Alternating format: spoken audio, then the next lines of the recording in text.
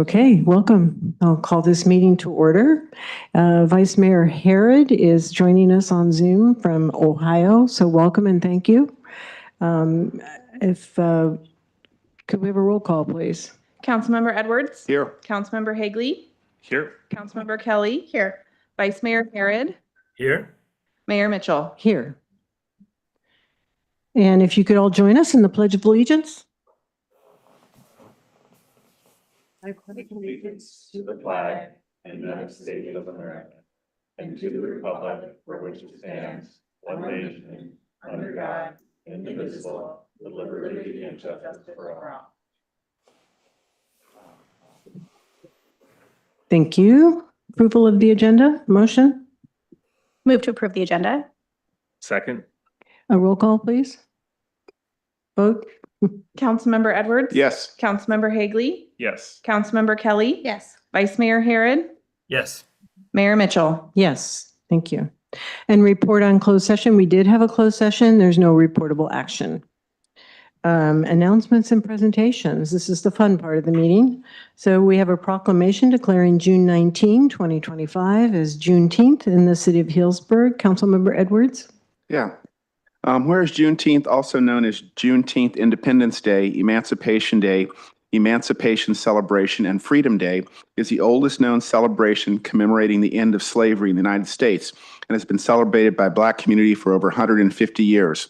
And President Abraham Lincoln issued the Emancipation Proclamation on January 1st, 1863, and declared that all persons held as slaves within the rebellious states and henceforward shall be free, paving the way for passing the 13th Amendment, which formally abolished slavery in the United States. And whereas Juneteenth, or June 19th, 1865, is considered the date when the last slaves in America were freed, when General Gordon Granger rode into Galveston, Texas, and issued General Order Number 3, almost 2.5 years past the President Lincoln's issuance the Emancipation Proclamation. And Juneteenth symbolizes freedom, celebrates the abolishment of slavery, reminds all Americans significant contributions of African Americans to our society, and is a time of reflection and rejoice, assessment, self-improvement, and planning. And whereas Juneteenth celebrations are a tribute to those African Americans then and now who fought so long and worked so hard to make the dream of equity a reality. And the city of Healdsburg, both its councils and citizens stand with their fellow Black Americans to honor the reality of their vital importance and contributions to the evolution and success of our country by formally acknowledging Juneteenth, aka Black Freedom Day. Now therefore be it proclaimed that the City Council in the City of Healdsburg hereby declares June 19th, 2025 as Juneteenth Day in the City of Healdsburg and invites everyone to recognize this month to celebrate the contributions of African Americans. Thank you. And we have Brett Andrews here to receive the proclamation. Would you like to say some words? Great, thank you. Good evening, City Council. I have to say, as a former San Francisco Ethics Commissioner, it's nice to be on this side and not be yelled at and have things thrown at them. So it's nice to be at the podium. Yes, as Councilmember Edwards did say, certainly this proclamation represents the end of slavery in 1865. But the proclamation is heavy, it's weighty. And it's weighty because it represents the many years of contributions Black African Americans have made across this nation. It represents years of discrimination and injustice that Black African Americans have experienced. But it also represents a continued clarion call for all of us to work hard and do all that we can with all that we have to make sure that we live in a just, fair, and equitable society. And I know that's represented here in this room and across the Healdsburg community. And Ariel knows this. I've been here for 2.5 years and feel nothing but welcome. And she's been a great part of that. And Ron, I'll see you for breakfast in a couple weeks. Again, thank you so very much for the recognition and acknowledgement. Many years overdue and a lot more to come, I know, for all of us working hard. Thank you. Thank you. And can you stick around for a while? After the proclamations, we'll get pictures? I can. Thank you.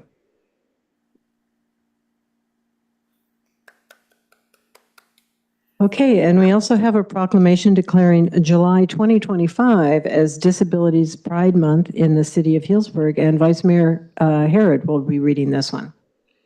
Thank you. Proclamation of the City Council of the City of Healdsburg recognizing July 2025 as Disabled Persons Pride Month in the City of Healdsburg. Whereas the City Council acknowledges the diverse and valuable contributions made by individuals with disabilities in our community, and whereas Disabled Persons Pride Month, observed in the month of July, provides an opportunity to celebrate the strength, resilience, and achievements of disabled individuals, and whereas the City Council recognizes that the label disabled encompasses a diverse range of disabilities, including but not limited to physical, sensory, developmental, intellectual, cognitive, mental health, and chronic health conditions, and whereas it is essential to promote inclusivity, accessibility, and equal opportunities for all members of our community, irrespective of their abilities. And whereas Disabled Persons Pride Month encourages the celebration of disabled individuals' identities, cultures, and experiences, fostering a more inclusive and understanding society. And whereas the City Council recognizes the importance of raising awareness about the challenges faced by individuals with disabilities and the need to advocate for their rights, dignity, and full participation in all aspects of life. And whereas Disabled Persons Pride Month serves as a reminder that disability is a natural part of human diversity and that promoting acceptance and inclusiveness strengthens the fabric of our community. And whereas we urge community organizations, schools, businesses, and individuals to organize and participate in events, activities, and initiatives that promote disability pride, raise awareness, and foster a more inclusive society. Now, therefore, be it proclaimed that the City Council of the City of Healdsburg recognizes July 2025 as Disabled Persons Pride Month in the City of Healdsburg, encourages all residents to join in the commemoration of this important observance. Thank you for that. And we have Christine Webster here to receive the proclamation. Welcome. Thank you.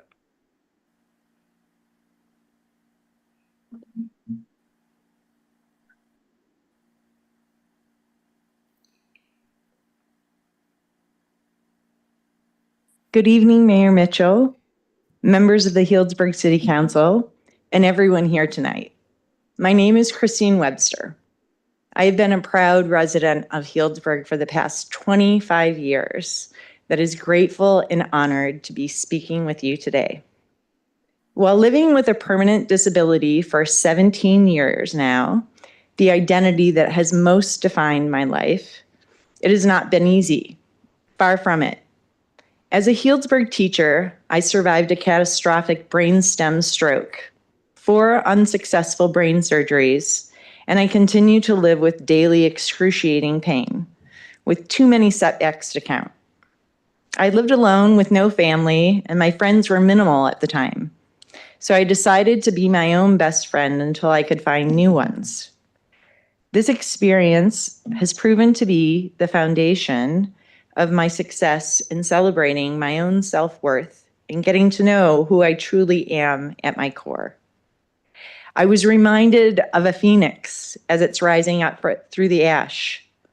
Instead of going down that dark rabbit hole of depression and asking myself, why me? Instead, I started to ask myself, why not me? We have a variety of heroes that are disabled in Healdsburg. I see them every day. Their strength and endurance is more than inspiring. As Christopher Reeve said, a hero is an ordinary individual who finds the strength to persevere and endure in spite of overwhelming obstacles. I'm a very strong and capable woman now, and there is so much more to me that meets the eye. I am proud to be an integral part of our differently abled community. The fact that I now live with a disability does nothing to diminish any of that.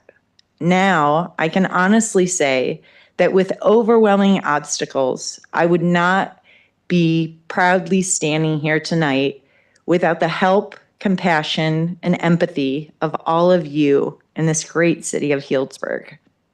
I could never have recovered alone. I have found that Healdsburg at its core is my true family, Healdsburg and its residents are my best friends. Healdsburg is a place where I love many, and many have now grown to love me. Thank you for inviting me to speak tonight, and thank you for this proclamation recognizing Disability Pride Month. It is an honor to stand here on behalf of our disabled community in Healdsburg and beyond. While July is time to celebrate the passing of the Americans with Disabilities Act, a major milestone in civil rights, it's also a time to reflect on how much work remains to be done. For many people with disabilities, daily life still includes inaccessible buildings, limited transportation options, social stigma, and isolation. Employment gaps persist, healthcare remains uneven, and too often disabled voices are entirely left out of the conversations that shape our beloved communities. Disability pride means honoring our unique identities, but also in telling the truth about the barriers we continue to face, not because of our conditions, but because of systems and environments that aren't designed with us in mind. That's why proclamations like this matter. When local governments like Healdsburg recognize Disability Pride Month, they help shift the narrative. They remind the broader public that disability is not just a personal tragedy. It's a natural part of human diversity and its condition. And they create space to ask, what more can we do together? We can start by committing to inclusive city planning, supporting accessible public spaces, encouraging local businesses to hire inclusively, and ensuring all civic processes include differently abled voices from the start, not as an afterthought. Thank you again for this honor tonight and recognition. May it be a step not just toward pride, but toward equity, dignity, and real belonging for everyone in our small but mighty community and beyond. Happy Disability Pride Month to everyone. Thank you. Thank you so much for that. Stick around, we'll have photos after the next one. Thank you. And so now we have a proclamation declaring July 2025 as Parks Make Life Better Month in the city of Healdsburg. Councilmember Hagley. A proclamation of the City Council of the City of Healdsburg recognizing July 2025 as Parks Make Life Better Month in the city of Healdsburg. Whereas Parks and Recreation creates memorable experiences through youth sports and enrichment activities, senior activity centers, adult fitness, and enrichment programs, free community events, and beyond. And Parks and Recreation supports human development and endless learning opportunities that foster social, intellectual, physical, and emotional growth in people of all ages and abilities. And Parks and Recreation play a significant role in enhancing the quality of life in communities while providing open space for people to engage in recreational activities and gather and interact with others. And Parks and Recreation strengthens community identity by providing facilities and services that reflect and celebrate community character, heritage, culture, history, aesthetics, and landscape. And the Parks and Recreation sustains and stewards our natural resources by protecting habitat and open space, connecting people to nature and promoting the ecological function of parkland. And parks such as Badger Park, Georgie Park, Barbieri Park, Recreation Park, Healdsburg Ridge Open Space Preserve, and Fitch Mountain Park and Open Space Preserve provide access to outdoor spaces for all ages and ability levels to enjoy. And July is celebrated across the nation as Parks and Recreation Month, and now therefore be it proclaimed that the City Council of the City of Healdsburg does hereby recognize July 2025 as Parks Make Life Better Month and encourages all its citizens to use and enjoy its parks, trails, open space facilities, and recreational opportunities. Thank you, Director Themig and your team. Hello, everybody. My name is Lana Grant, and I am also here not just to represent senior services, but also as a representative of the California Parks and Recreation Society's Aging Division, Division 1, right here. Shall I? Okay. So to quote our California Parks and Recreation President, Cindy Bagley, parks may not be essential to everything, but they are vital. Okay? We're the guys, we're the team who's going to provide the after-school programs for our youth so that families can go to work and keep their house going. We're the team that creates programs and services for seniors so they can combat isolation, find proper nutrition, and thrive while they maintain their residency here in our community. It's the parks crew who make the city shine. Everything from mowing the lawn to lighting up the bridge and even the roundabout for special events and holidays. Our team provides youth with their very first jobs. Maybe it's a lifeguard, maybe it's a camp counselor. And our seniors and retirees have an opportunity to volunteer with our crew to help as a dash driver, front desk operator, you name it. It helps everyone stay connected to our community. It's our team, it's our parks, it's our residents that make life better. And we're really fortunate for a town of 12,000 to have such a comprehensive program, partly due to our dedicated funding source. We have programs and activities for infant to older adults, and developing a new program that's actually going to help our community prepare for what comes next as you reach the end of your life. We operate the community center, the senior center, the swim center. We have 12 parks, soon to be 13. 2 open spaces, which is pretty unique. In 2024, we had 10,710 program registrations, and that totaled about 69,000 program hours. We support 357 event days a year, about 150,000 people. We have about $20 million in capital projects, and we are starting to take care of what we currently own, which I think is really important. We recently launched a new initiative on arts and culture, but we really can't do this without all of our partners. The school district, Healdsburg Center for the Arts, Corazon Healdsburg, Healthcare Foundation, the Farmers Market, the museum, the Friends of the Senior Center, the Raven Performing Arts Center, True West, Milestone Events Groups, the Rotary, Kiwanis, Little League, Youth Soccer, Prune Packers, local businesses, and there are more. But as Ms. Grant mentioned, really, it's our team. They're dedicated, they're committed, and they're present. They're here, both full-time and our most important part-time team. So thank you for this recognition. Thank you very much. And could we have your team come up? We'll get photos with you. Absolutely.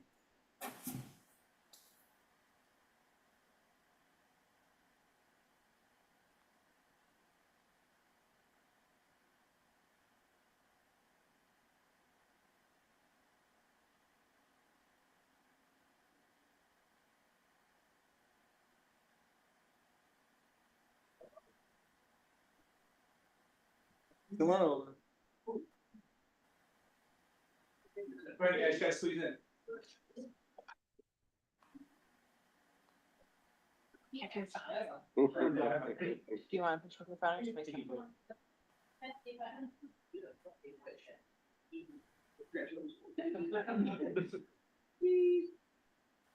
All right.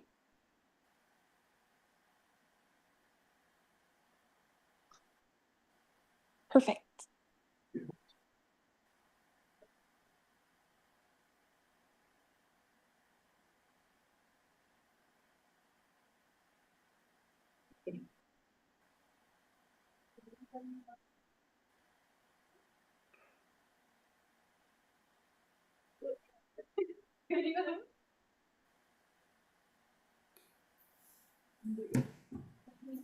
Okay.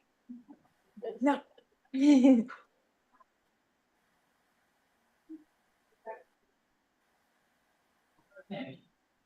Yeah, come on. Thank you very much.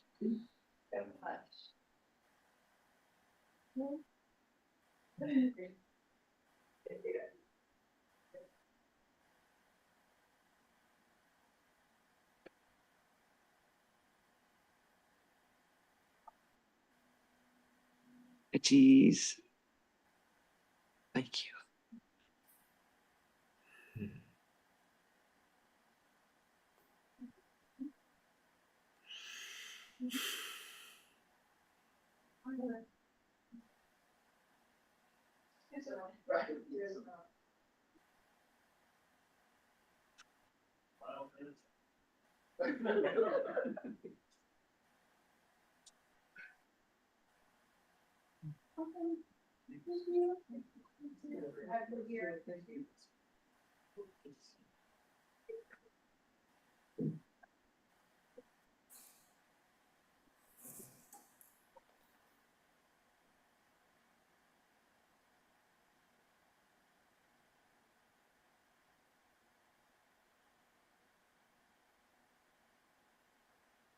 Okay, thank you. So next up, let me move my agenda over.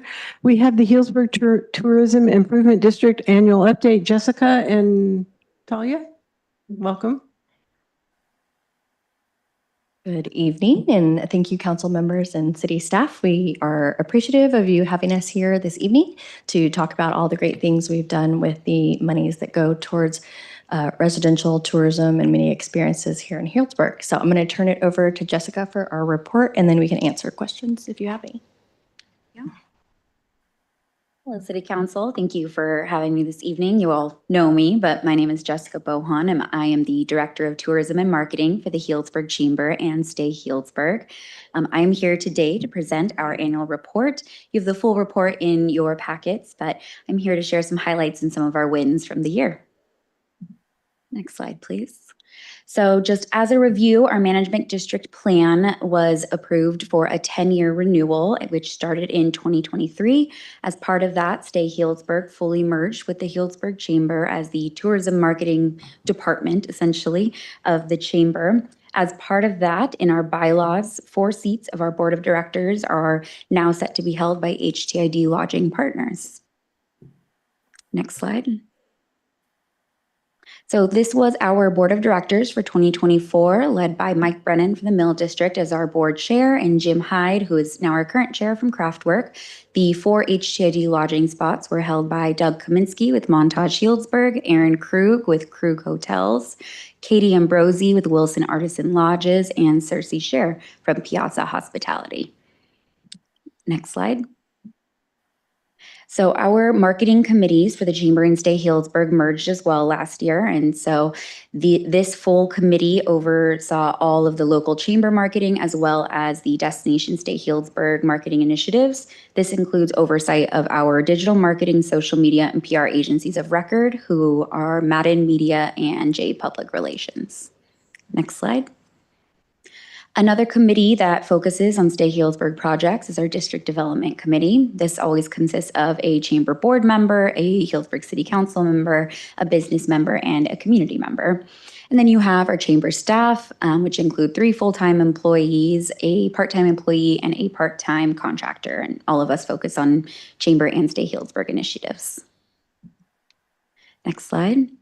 All right, getting into our PR and social media reporting. So in 2024, we decided to move our paid and organic social media contract to our PR agency, J Public Relations. Nowadays, social media is much closer to PR than it is digital marketing. So with this change, we saw a 65% increase in followers. Last year, we hit that 10,000 follower mark on Instagram with the goal to hit 18,000 by the end of this year. Through our paid and social media efforts, we were able to reach 1 million social media impressions, almost 20,000 social engagements, and we featured 84 businesses throughout the year. This is through posts, reels, and stories on both Facebook and Instagram. For PR, we surpassed our goals and we secured 243 total placements. This is resulting from earned media as well as group press trips that we hosted throughout the year.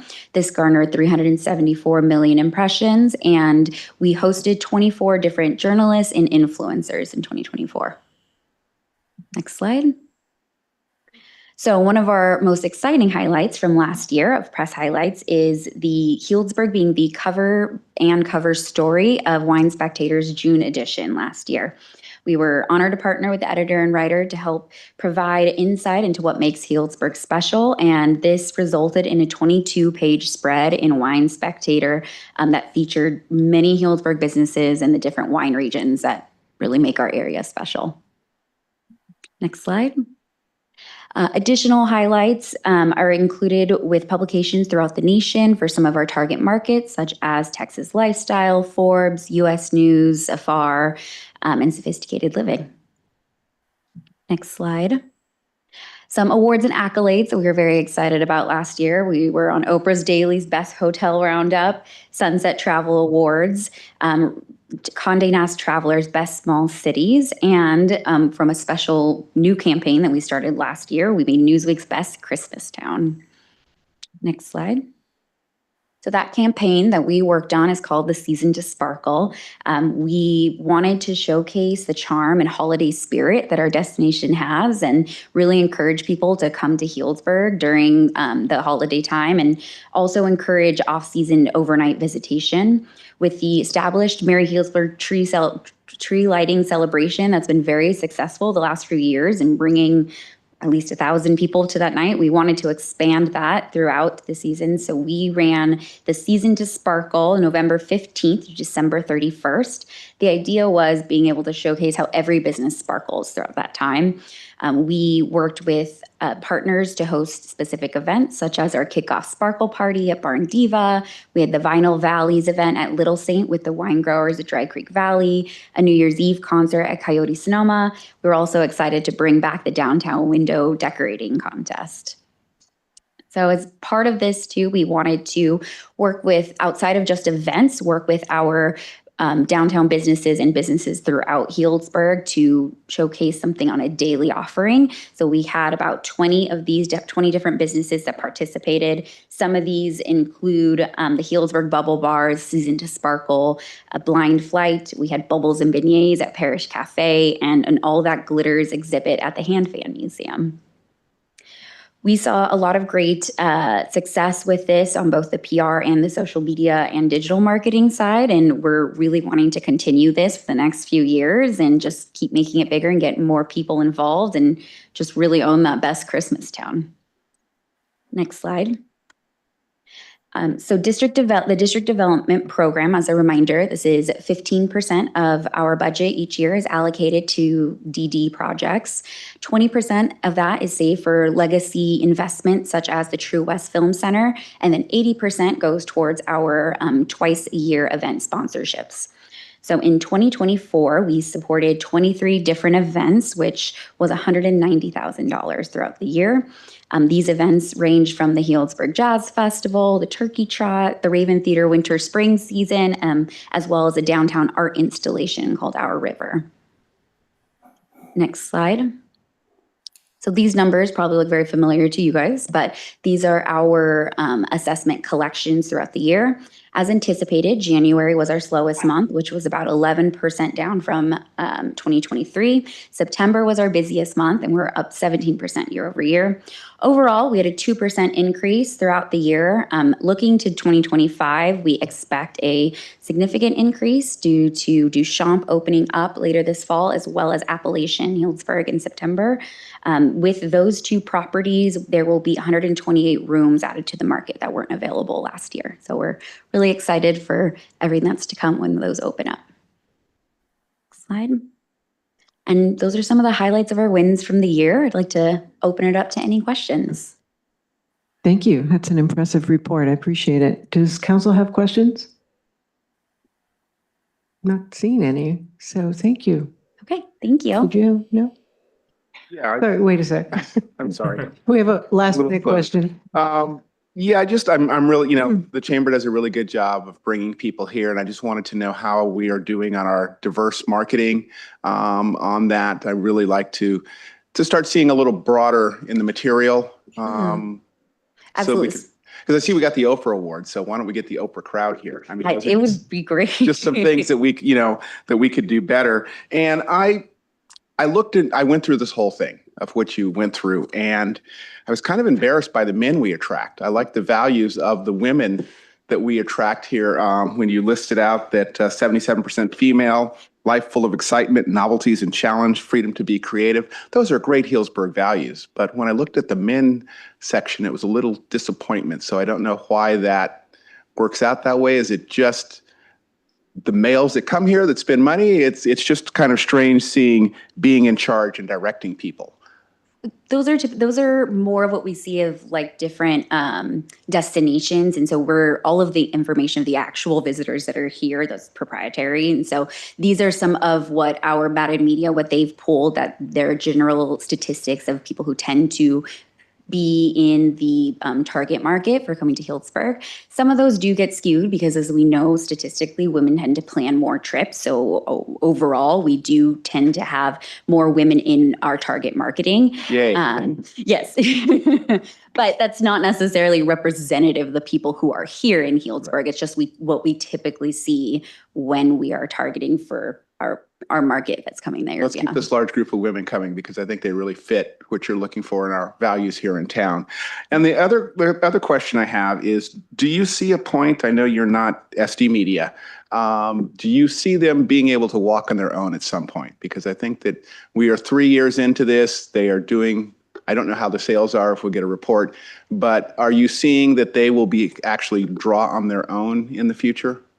I can't speak for them, but I do know for us, we more are participating in a marketing capacity because of the reach that they get and for having people in the area that we want them to come back to Healdsburg. So it's not in this one because it was this 2025 year, but we removed them from the district development sponsorship and we put them more in our marketing budget because we saw it less as an event that needs a partnership in that realm and more of something that we want to have our brand and our name there. Rather than as a support to them. All right. Thank you very much. Yeah. I see Vice Mayor has his hand up. Thank you very much. I just want to acknowledge that there definitely seems to be a growing contribution to the local arts scene here. So I appreciate that. I still bemoan the Raven Theater. I think they usually apply and they're not on the list, but I just wanted to mention that I've noticed that. And I wanted to ask how we could find out more about the applicants who were not accepted this year. Are you going to be able to make that information available to the council? I can definitely send you more of the 2025. The Raven Theater did receive funding both last year as well as this year too. Oh, they did. Okay, I'm sorry, I missed that. That's okay. Okay, great. Well, good. But yeah, if you could forward that on to the city clerk so we could see that I'd appreciate that. And what roughly is the time frame for your contact for potential applicants and when you meet to decide on the grants? So typically in the last few years, it's been the application process is open for 3 to 4 weeks in February and in August. And then our committee meets usually a week or two after that, after they've had a chance to review all the applications. And then at the March and September board meetings is when the recommendation is brought forth. Our committee has discussed potentially going to only once a year. And so we'll be meeting in the next month or so to see if that's something that we want to start putting in place. If so, that would mean this next application round would be events taking place November 2025 through December 2026. So we'll be helping some of those applicants if that's the way that we go. Some people will be submitting 2 applications if they have an event in December. Okay, thank you. And, I've said it before, but I definitely would appreciate seeing more support for local nonprofits as opposed to for-profit events like Wine and Food, and there's some other ones listed there. And I understand your reason for doing that, but that if we can, see a change in that direction, that would be an outcome that I think would be welcomed by a lot of people. Thank you, though. Thank you. Anyone else? No? Oh, Councilmember Kelly. Thanks. I just had a question about like the term event sponsorship. I know historically, prior to the most recent HTID contract renewal, I knew that you guys had sponsored events financially or given, dollars for in-kind kind of sponsorship rights.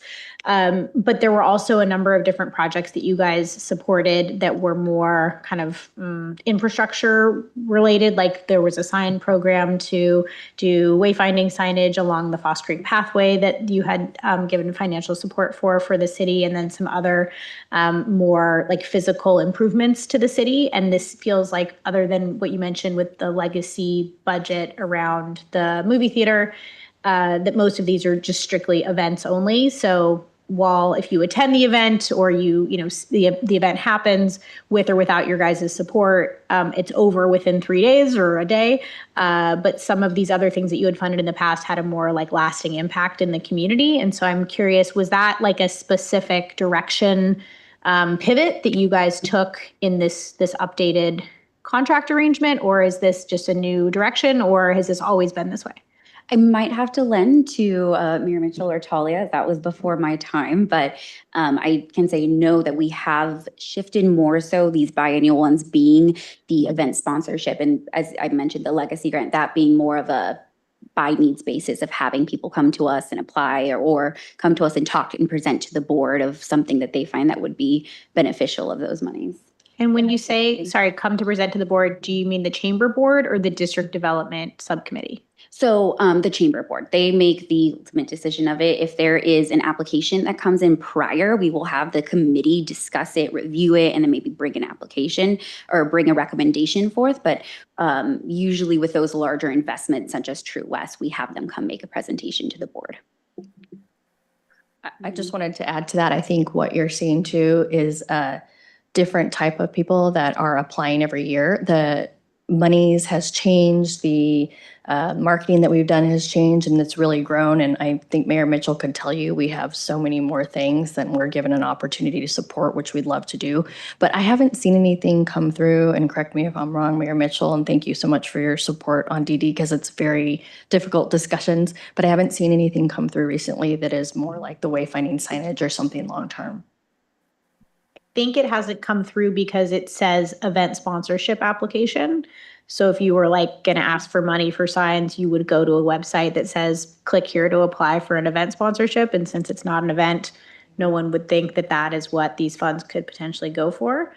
So that might also be the case, but I don't know if it's ever like publicized that you guys do potentially allocate funds towards other types of programs. I'm just using the signage because I know that was something you funded in the past, but I know you've funded a number of other things that weren't event related up until maybe a couple years ago. And then I haven't seen anything besides the True West. So I'd be curious if that is something you guys are still open to funding, that maybe there's a way to kind of communicate that differently.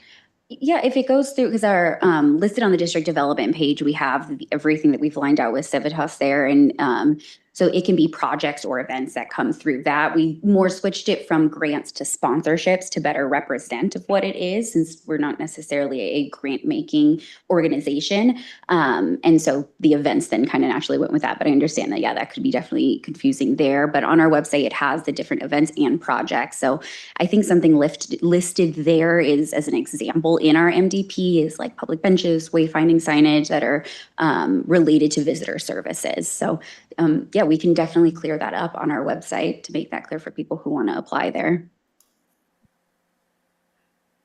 Councilmember Higley. Yeah, I just wanted to make a couple comments, kind of shift it from where's the money going to where's the money coming from, and just commend you for a couple of the months that I noticed that were up were February, November, and December.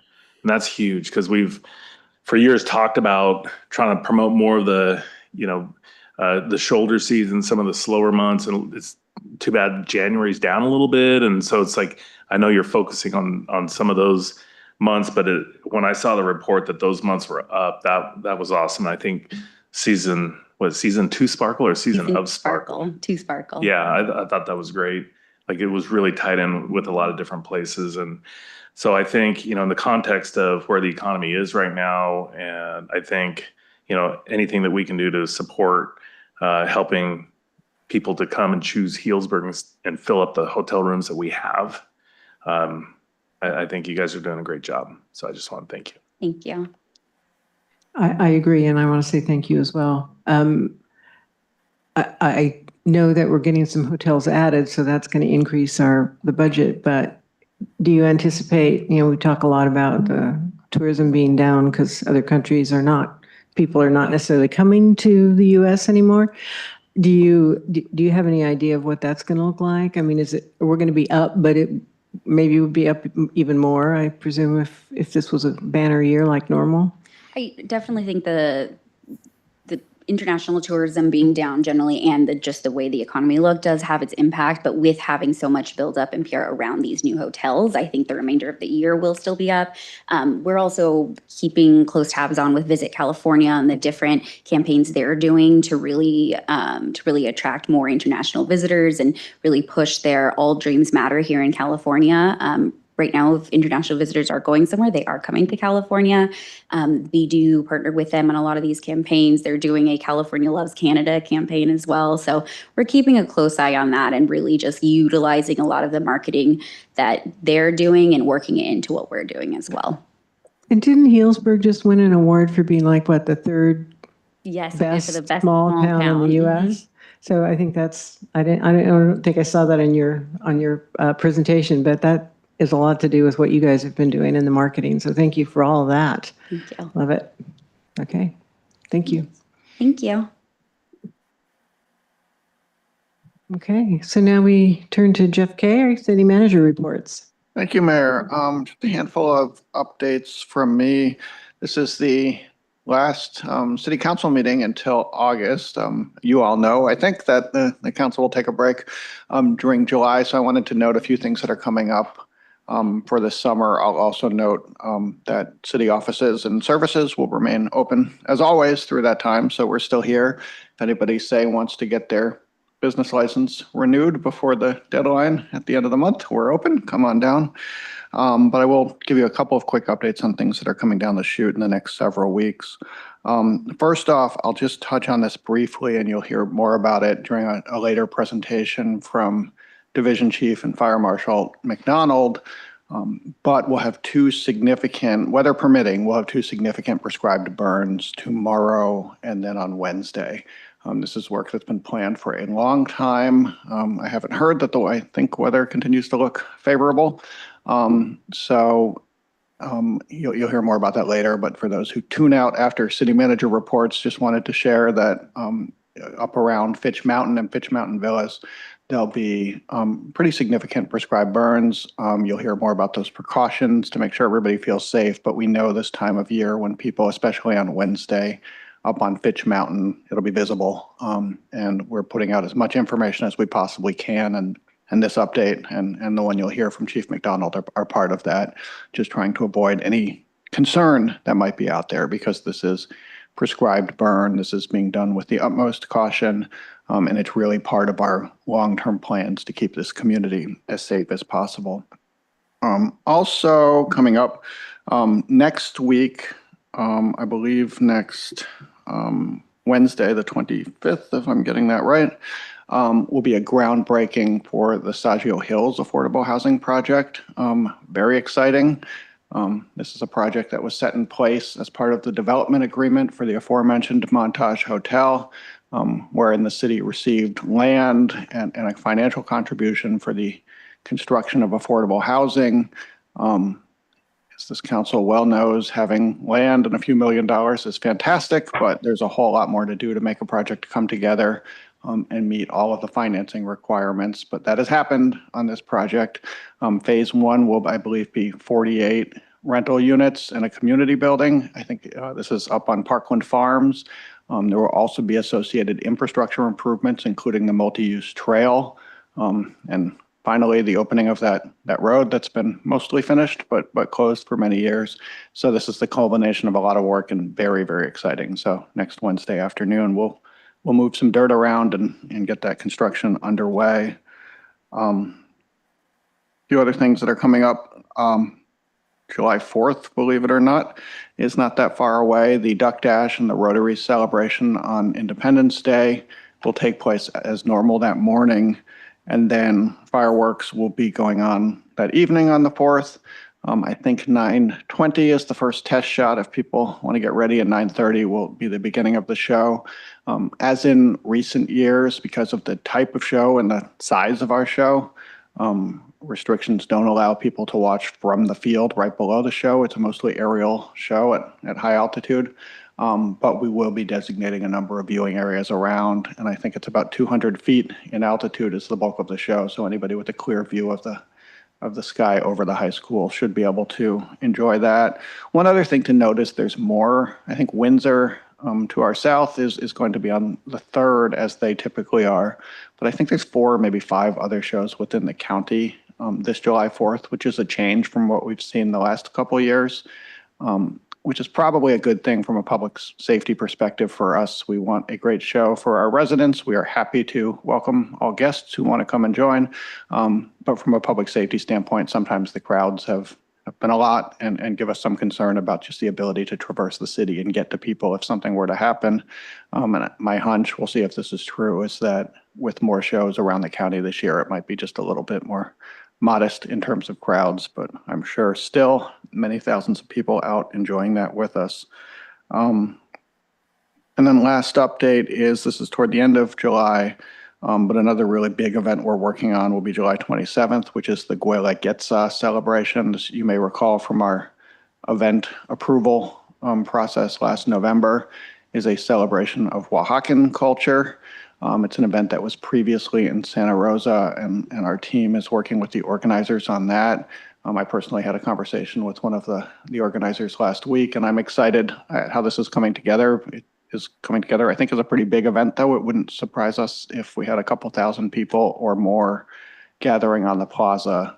So that'll be something new and something that's not typically on our calendars, but an all-day event on July 27th next month. So it seems like a long way away, but that'll be before we gather. And then we will be back here on the first Monday in August for what I suspect will be a full agenda and a fair amount of work awaiting us at that point. So I'm happy to take any questions. There'll be a lot more going on between now and then, but I just wanted to hit some of the highlights. Thank you. Questions? No? Thank you, Jeff. So now we'll move on to public comment on items on the consent calendar and non-agenda items. This time set aside to receive comments from the public regarding matters of general interest, not on the agenda, but related to City Council business. Pursuant to the Brown Act, however, the City Council cannot consider any issues or take action on any requests during this comment period. Do we have, welcome. Hi, thank you very much. My name is Jason Tarmino, and I'm your local government affairs representative from PG&E. And at least once a year, I like to come and introduce myself so you have a face with the name. I know you all receive emails from me. In utility parlance, I know you all have your own utility as well, but I'm known as a single point of contact, which means you don't have to have a Rolodex of people at PG&E. You just call Jason, and I find the answer for you if I don't know it. The one exception to that is from emergency services. There's somebody else like me. That's Brian Deemer, and he is your emergency services single point of contact. The message that I'm carrying to all my towns this year is about PG&E's greenhouse gas emissions. So since 2022, we've been at least 95% greenhouse gas free for our customers. That doesn't include the CCA customers or the municipal utility customers. And the way that breaks down, this is news to most people, is about 50% of our energy comes from Diablo Canyon Nuclear Power Plant, which is greenhouse gas free. And then it's solar and wind, hydro. There's some biomass and geothermal in there. And one of the things that makes this possible from a greenhouse gas free perspective is that we have installed 2,100 megawatts of battery storage. We've got about 1,300 more under construction or soon to be under construction. And then we have about 3,500 that we contract with, so that we're able to save up the solar and the wind during the day and use it in the evening when everyone comes home and turns on their air conditioning units. And that's all I have for you today, but I look forward to working with you in the future. Thank you. Nice to meet you. Anyone else? Welcome. Yes, good evening. My name is Breen Kerr, and I live at 327 Burgundy Road. And I'm glad the fire officials are here tonight because I'd like to bring an urgent situation to your attention. I attended a recent wildfire preparedness meeting at Rivers Bend, where we still own property, I became aware that CAL FIRE has now designated this neighborhood as an area of high fire danger. The situation is very concerning since this area and others like it are located at the wildland urban interface. If only one house in this neighborhood were to catch fire, due to the close proximity of residences, it is highly likely that the result would be a conflagration that would engulf the entire neighborhood. In addition to the loss of life and personal property, such an event would result in the destruction of a significant portion of Healdsburg's affordable housing.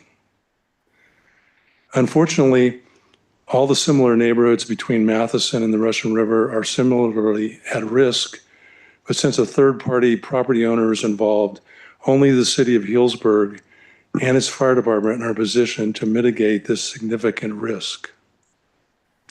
I'm here to request immediate action by the Healdsburg Fire Department to engage in mowing and brush clearing in this area as anticipated by the recent sales tax increase. And in addition to the problems for the neighborhood, this area also represents a significant recreational resource for the city's residences. And I go down there many times with my dog and see everybody from, high school seniors on their skip day to, families there for Memorial Day weekend at the beach. And this is it would be a real disaster if that area were to catch fire. And it's currently in an unmowed and uncleared condition. So I'm asking for your help. Thank you. Thank you. Anyone else wish to make a comment? Welcome.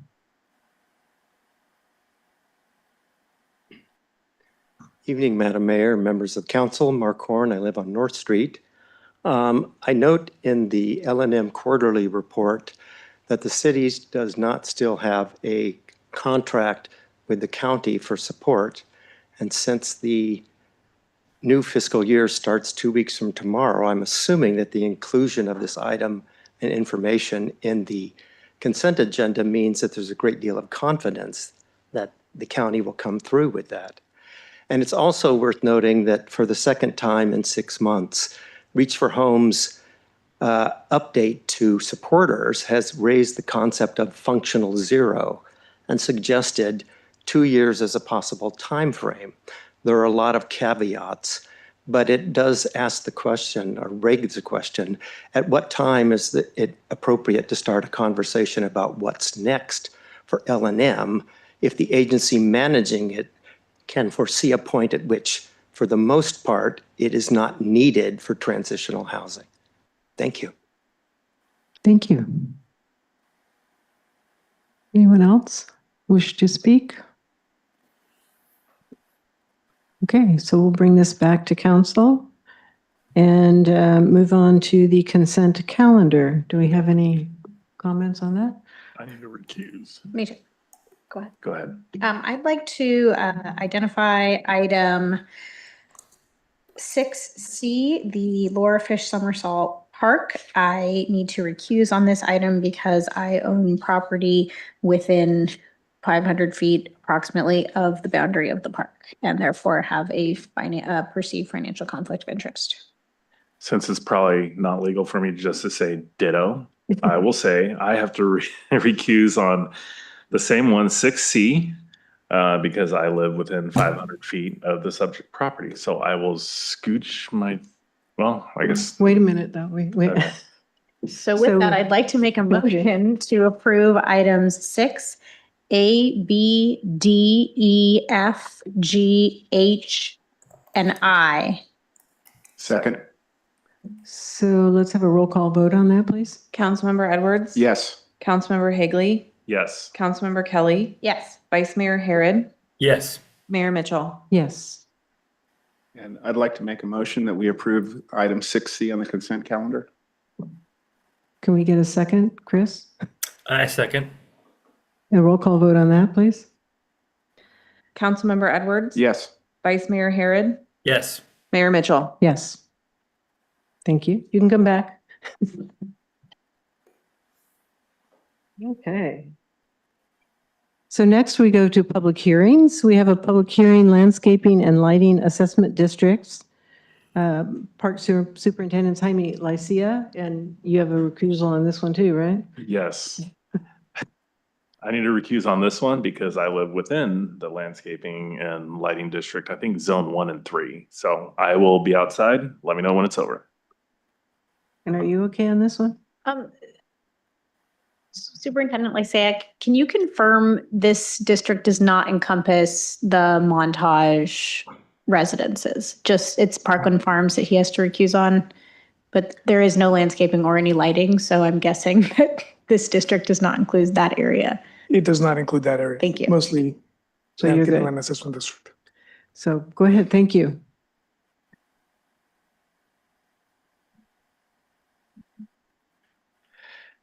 So good evening, Madam Mayor, good evening, council members. I'm Alicia, Community Services, our Parks and Open Space Superintendent for Community Services, and I'll be providing you this year's annual Hillsborough Landscape and Land Assessment District.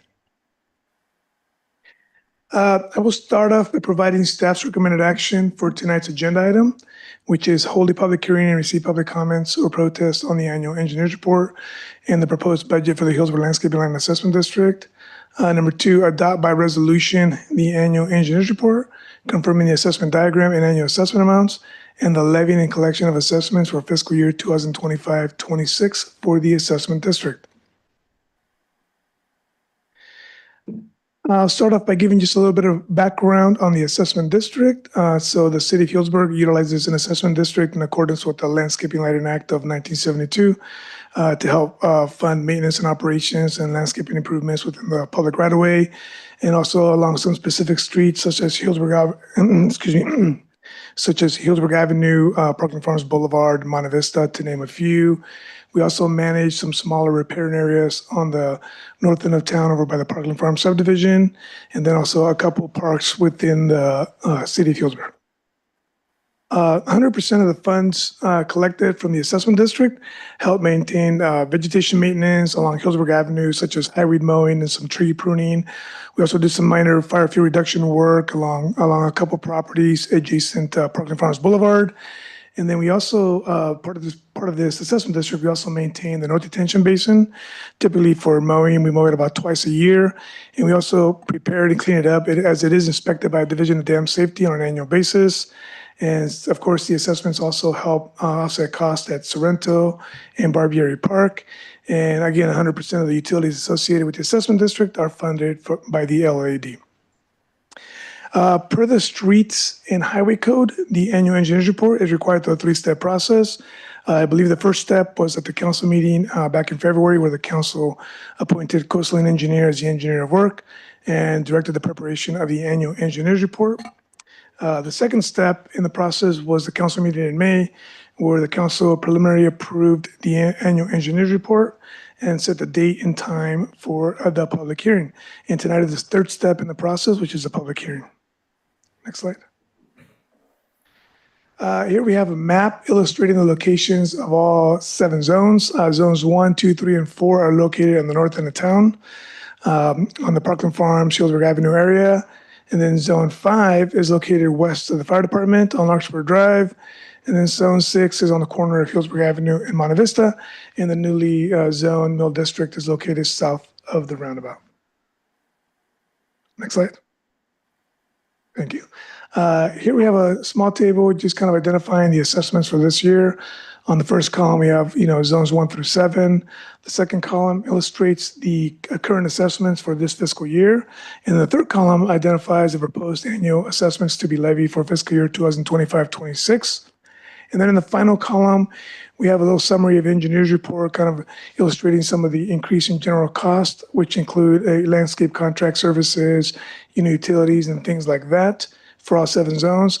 But for zones 1, 5 and 6, we have these smaller, minor little projects with vegetation removal and repairing areas for Zone 1. And then I believe in Zone 5, we have some mulch installation. We're doing a project there with some of the working group that we work with to do some mulch installation there. And then Zone 6 is just some minor mulch installation and painting of a concrete wall for aesthetics. So next slide. Finally, I'll provide staff recommended action one more time on the assessment district. Is hold a public hearing and receive public comments or protests on the annual engineers report, the proposed budget for the Hillsborough Landscaping and Land Assessment District.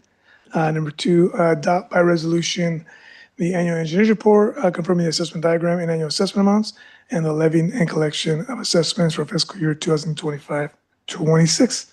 And that pretty much concludes my presentation. And I'm here to answer any questions. Thank you for that. Do we have questions from council? Not seeing any. Then I'll open the public hearing. That's the fun part. If anybody would like to speak about this, please come forward. Not seeing anybody come up, so I'll close the public hearing. And would someone like to make a motion? I move to adopt a resolution accepting the annual engineers report, confirming the assessment diagram and annual assessment amounts, and levying and collecting of assessments for fiscal year 25-26 for the assessment district. Second. Roll call vote, please.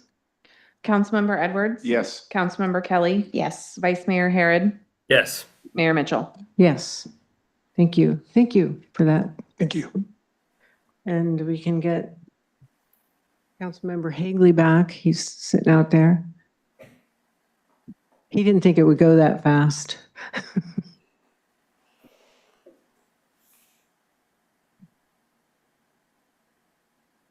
That's right.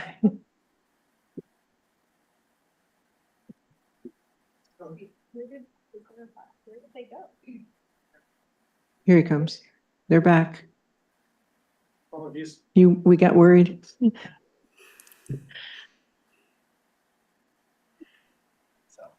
Welcome back. It went quick, right? So now we also have a public hearing on resolution ordering the abatement of weeds. Fire Marshal Division Chief Lance McDonald. Good evening, Madam Mayor and council members. Lance McDonald, Division Chief, here to present the annual weed abatement. I only have a few brief slides, and then as City Manager Kay said, I'd like to give you a little preview of the burns that we have scheduled and answer any questions you may have. So with that, tonight's recommended action is to hold a public hearing and adopt a resolution entitled A Resolution of the City Council of the City of Healdsburg ordering the abatement of weeds. Next slide. Sorry for the small print. Hopefully I can read it. So the weed abatement process, I wanted to talk a little bit about that. So as part of the annual weed abatement program, we inspect all the parcels within this city of limits of Healdsburg. And we actually inspect them multiple times. And so at this point, the parcel either passes or doesn't. And when it doesn't pass, we've probably visited 3 or 4 times up to this point to get to here. And so at our last council meeting on June 6th, we declared a public nuisance on a list of properties. That list has significantly dropped since then. I think we were at 10 is the most recent list. And I think as of today, I think it's down to 8. Our inspector was out there today, knocking on doors, talking with people, trying to educate them and get these rest of the properties cut and cleaned up. And frankly, beyond the 8, because the timing of the inspection matters as well, because it's a growing, yards grow. And so when you inspect it, it might be okay. And then 2 weeks later, the grass grows. And so frankly, they may not have been on in the weed abatement program, but we're still going to talk with them and educate them. And for the most part, our city has been really cooperative and working with us. And then, so after the last council meeting, the property owners were emailed a letter notifying them that they're on the list. Again, another contact. And then we've completed multiple re-inspections. And so tonight we're here to declare a nuisance on the remainder list. And again, we're going to continue to follow up. And so we're going to go to the next slide, which I'm going to deviate a little bit here off of the public hearing and talk about the vegetation management we're working on.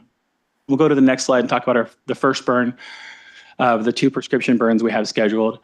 And so this is the Fitch Mountain Villa Commons burn, we're calling it. It's actually 2 parcels. The kind of darker brown, I apologize, but the bottom right segment is a parcel that we've burned successfully for the past 5 years, with the exception of last year. We had to postpone it or cancel it because of a red flag warning and fire weather. So we weren't able to burn it. But prior to that, we have burned it. It's about 9.5 acres.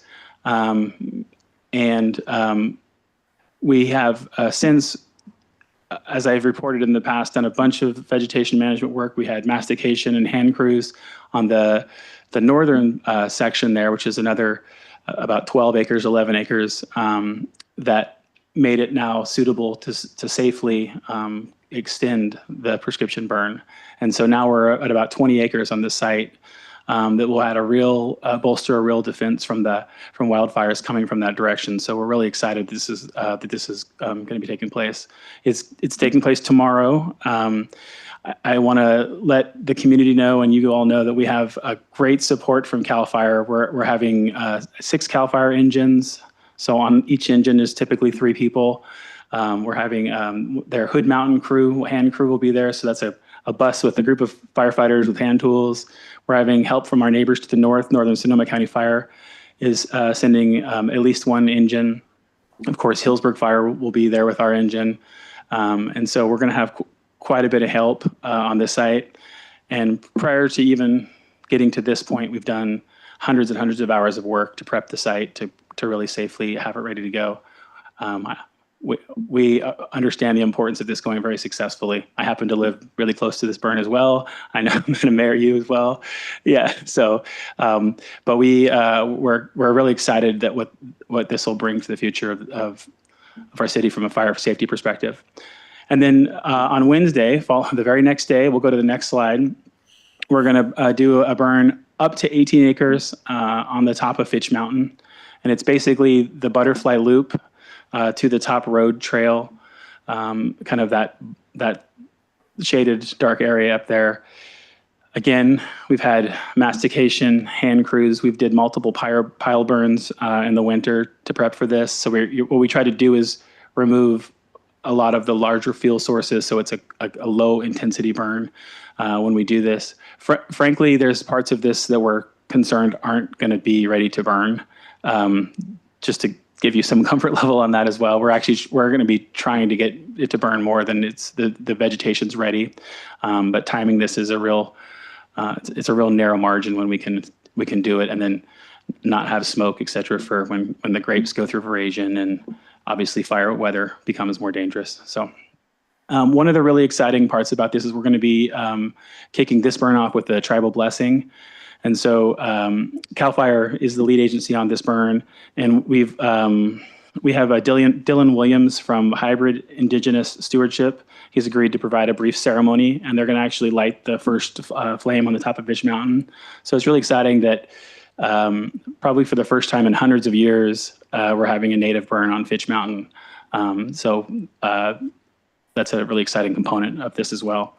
Again, we have the same resources I mentioned before will be there, and we're really prepared for this and excited for this. But I would like to entertain any questions from any of you. Council have questions? All right. Can you just speak a little bit more broadly about you said that you're not sure if the vegetation is ready. Does that mean that it might still be damp or that the conditions haven't dried it out enough? So you're hoping that it burns, but it may be kind of slow? Thank you for that question. So the short answer is yes. There are areas, depending on the aspect on the mountain, whether it's facing north or south, whether it's super shaded or not, that just are, frankly, it's still really green. And so those won't burn as well. Some areas are a little more exposed in south-facing aspect, and we expect those to be really successful, burning the leaf litter and dead debris that's up there. Thanks. And then do you know how many days the Fitch Mountain Open Space Preserve will be closed for? Thank you. That's one of my notes that I was supposed to mention. We're only going to close the park for the day of the burn. So on Wednesday, the park will be closed for public access. We anticipate it opening on Thursday. If it had to get extended, we'll make sure we make notifications of that, but we don't anticipate that at this time. And do you know if the Fitch Mountain Cope Group has sent out an alert to their membership letting people know that this is happening? I do know that, and yes, they have. Fitch Mountain Cope has been an integral part in messaging this with us, as well as the Fitch Mountain Association. And then we've obviously shared it on our social media pages, as you know, throughout. We've also actually passed out flyers to impacted neighbors as well to let them know about these burns. Directly impacted neighbors, we're all going to be seeing the smoke. Thank you. I think I've asked this question before. What about the animals that are in those burn areas? Yeah, thank you for that. So both of these sites, we've had a bird nesting survey done just right prior to the site. So we actually can't burn if the birds are in nesting period. And both sites have been deemed okay as far as burns. The birds are to a point where they can fly away and they rehabitat. And again, our goal is to keep, these fires won't be in the trees. It's going to be low intensity on the ground. As far as other animals, one of the other concerns was it's a late fawning season for the deer, and so we've walked both of these sites multiple times, and found a couple of deer family, but they're far enough along and they're very mobile, and so that's the important part. And so when we do our burn plans, we don't light the whole area on fire. We light them in strips and make sure that we have exit paths so they can move if we were to find them. We also walk through the areas before to make noise so that the mother usually takes them away. So we try to do everything possible to give lots of fair warning. In normal, before we were here, when fires would happen, animals are fairly successful at getting out of the way and then rehabitating. Good, thank you. Yes. Other questions? So ready to open up the public hearing here, or do you have more? Okay. Yes, and you can go to the next slide. And Okay. yeah, and again, this is the recommended action for tonight. Thank you. Okay, thank you. Yeah, so I'll open up the public hearing. Anybody like to make a comment? Not seeing anyone, I'll close the public hearing. And Can I make a quick comment? Of course. The motion. I just wanted to say, I think it's wonderful that you guys are including the Native American community in the tribal burn concept or component of the Fitch Mountain open space. And I know the department prior to you being on as fire marshal, one of the educational opportunities that Division Chief Collister had worked on was bringing the Native American community to an educational component at Fitch Mountain in front of the Village Chanticleer, where we talked about tribal burns and kind of educating the community about that. So this is wonderful that we're moving in that direction and also inviting the Native American community to be a part of it. So thank you. Thank you for that. And I was at that talk, I don't know if you remember, working for Chief Collister, and it impacted me as well. And I also just want to say, you asked the question about Northern Sonoma County Cope, if they've been a part of it. They actually were really integral in making that happen, this burn. So that partnership is great. Their support, frankly, them driving that really helped us to make this possible. So I want to thank them for that as well. so would you like to make a motion? Yeah, I'd like to make a resolution entitled, "A Resolution of the City Council of the City of Healdsburg Ordering the Abatement of Weeds." Second? Roll call vote, please. Yes, 1 second, sorry. I just want to clarify for the record, the motion was to adopt the resolution. Yes. Okay. Councilmember Edwards. Yes. Councilmember Higley. Yes. Councilmember Kelly. Yes. Vice Mayor Harrod. Yes. Mayor Mitchell. Yes. Thank you for that. I look forward to the smoke tomorrow, right? Yeah, I will. Okay, so moving on to our next public hearing, City of Healdsburg vacancies, recruitment and retention efforts pursuant to Assembly Bill 2561. Our Chief Human Resources Officer, Nicole Lopez. Welcome. Hello, thank you for having me. Go up here. So again, I'm Nicole Lopez, Chief Human Resources Officer, and today I am going to be presenting a presentation that satisfies our obligations of the new Assembly Bill 2561 that went into effect at the beginning of the calendar year 2025. Slide, please. Thank you. So our agenda for this presentation is to briefly review the bill, discuss the city's vacancy rates, and our recruitment and retention efforts and strategies. AB 2561 adds language to the Myers-Milius-Brown Act, or MMBA, the state law that governs labor relations between public employers and their employees. The bill introduces requirements to report on the status of city vacancies along with recruitment and retention efforts, and requires public agencies to present before City Council at least once per fiscal year. The presentation must include the status of vacancies along with the agency's recruitment and retention efforts. Additionally, if a bargaining unit meets or exceeds a 20% vacancy rate, the bargaining unit may request the agency present additional information at the public hearing. Next slide, please. Our next slide here shows the city's 4 bargaining groups and their point-in-time vacancy information from December of 2024, the middle of the fiscal year. The city has 147 budgeted positions across the 4 bargaining groups, plus our unrepresented HR and executive staff. As I mentioned, this was a point-in-time snapshot from December, and I would like to note that at this moment, the HPOA group's vacancy rate is approximately 20%, but we do have 2 police officer recruits slated to start at the end of the month, reducing that current rate back to this 12.5% rate that we're showing for December. Next slide, please. We also have a snapshot of our current recruitment processes. This shows that when a vacancy is created, a hiring manager submits a requisition to fill the vacancy. HR will open the job posting, screen applications, and collaborate with the hiring manager to conduct interviews. Upon selection of a candidate, a conditional job offer is then provided. The candidate completes any pre-employment processes, such as background check or a pre-employment physical, and then a start date is determined and a formal offer of employment is made. And I'll wrap up the presentation with some of our recruitment and retention strategies that have been working well for us to attract and retain qualified candidates and staff. Our strategic recruitment plan includes active social media advertising like LinkedIn and Instagram, where we tout our top-notch benefits and competitive pay scale. We offer a modest recruitment bonus for difficult-to-recruit positions with relocation assistance for hard-to-fill positions, and offer a referral incentive program for police. Again, the police officer recruit position has been extremely successful, where we pay for recruits to attend the academy. That's a paid position with benefits. And then another approach is our strong employee recognition program.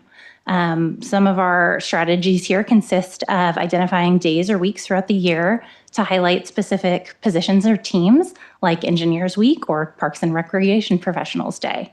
We also hold an annual employee lunch that we just had last month that our appreciation committee organizes. It's offsite, it's catered, it's very well attended. And at that event, we recognize one employee who's been nominated by their peers for outstanding service with a Crystal Pride in Public Service Award plaque. Another piece of this strategy are additional events that the committee coordinates throughout the year, like our Love Where You Work campaign, our summer barbecue, and we also hold a holiday potluck. We hold these events at various city facilities to help with engagement and introduce people to other departments and buildings. And finally, we publish a monthly employee newsletter to highlight employee birthdays, anniversaries, and give kudos for jobs well done.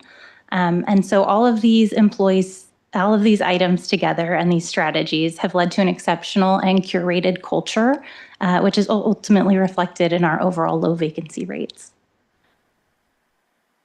And that's what I have for you. Thank you for that. Do we have any Absolutely. questions from council? Ariel? Sorry, just a quick one. Can you talk again about the HPOA vacancy that you mentioned? So it was the end of 2024, it was at 12.5%, and now it's currently at 20, but we have 2 officers that are in training. They're in the hiring process, so they'll be starting at the end of the month. So at the end of the month, when they're onboarded, we'll get to count them as no longer vacant positions, and it'll be back to this 12.5% vacancy rate. Okay, and then because we have such a small department at baseline, and if we already, and then we are at 20% vacancy, but we're going to have 12.5 vacancy. Do we have strategies around, is that concerning? Is that normal? Is that kind of the standard?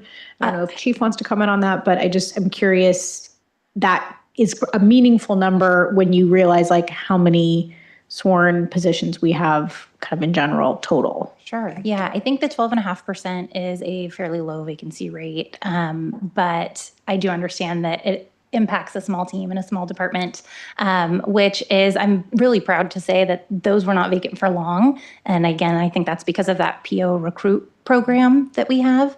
So we've had folks in the pipeline for that, and we have applications that come in and that we've identified as top candidates so that they can move through that process quickly and get trained as quickly as possible for having to attend the academy.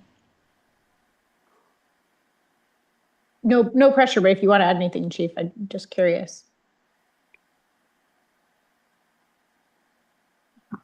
Yeah, she hit that really well. I think the thing I would like to add is, any vacancy is always a concern. We want to try and staff with as many officers and dispatchers as we can at any given time. That way we can provide the highest level of safety for the community.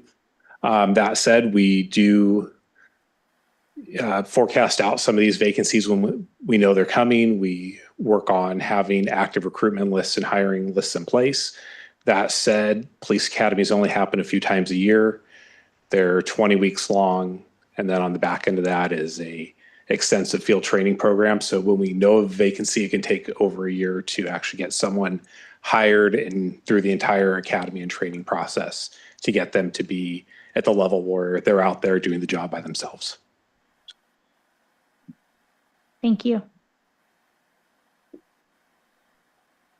No more questions. I'll open up the public hearing. Does anybody have any comments that they'd like to make at this time? No, bringing it back, close the public hearing. And there's no action requested on this other than to receive the report, right?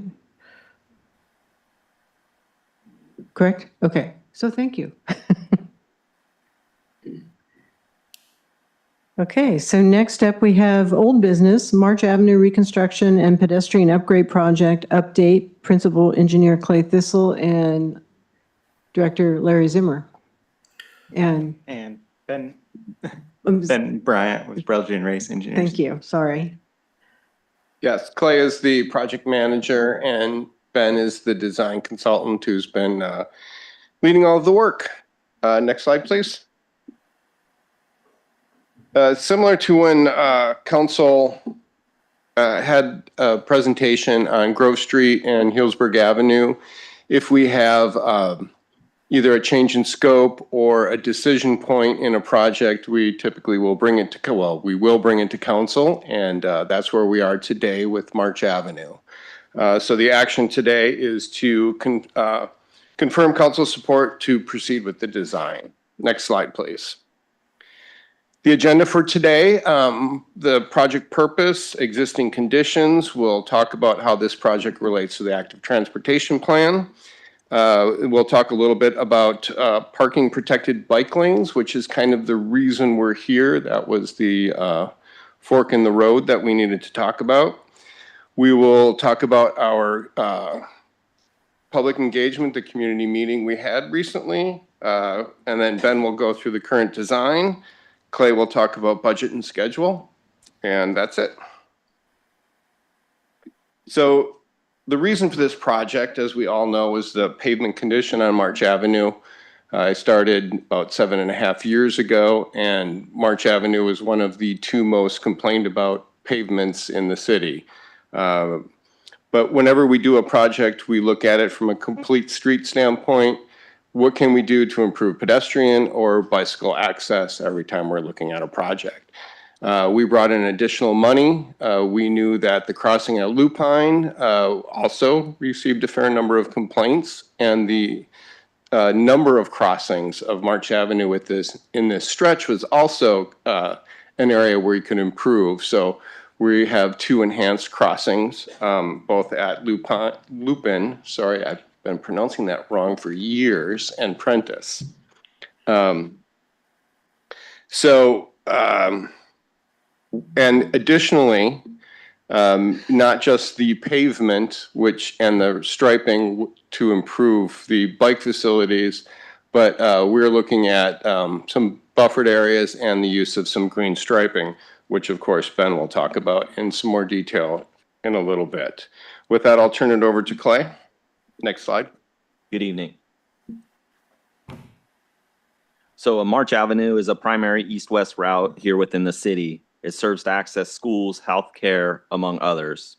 Pavement, as Larry had mentioned, has been sealed numerous times over the past 10 years and suffers from wearing and delamination of those multiple layers. Reconstruction of the pavement is needed. Many of the curb ramps do not comply with current standards and need upgrading. As Larry had mentioned, the opportunities to cross, is just the one at Lupine. Additional crossings and crossing enhancements are needed. Next slide, please.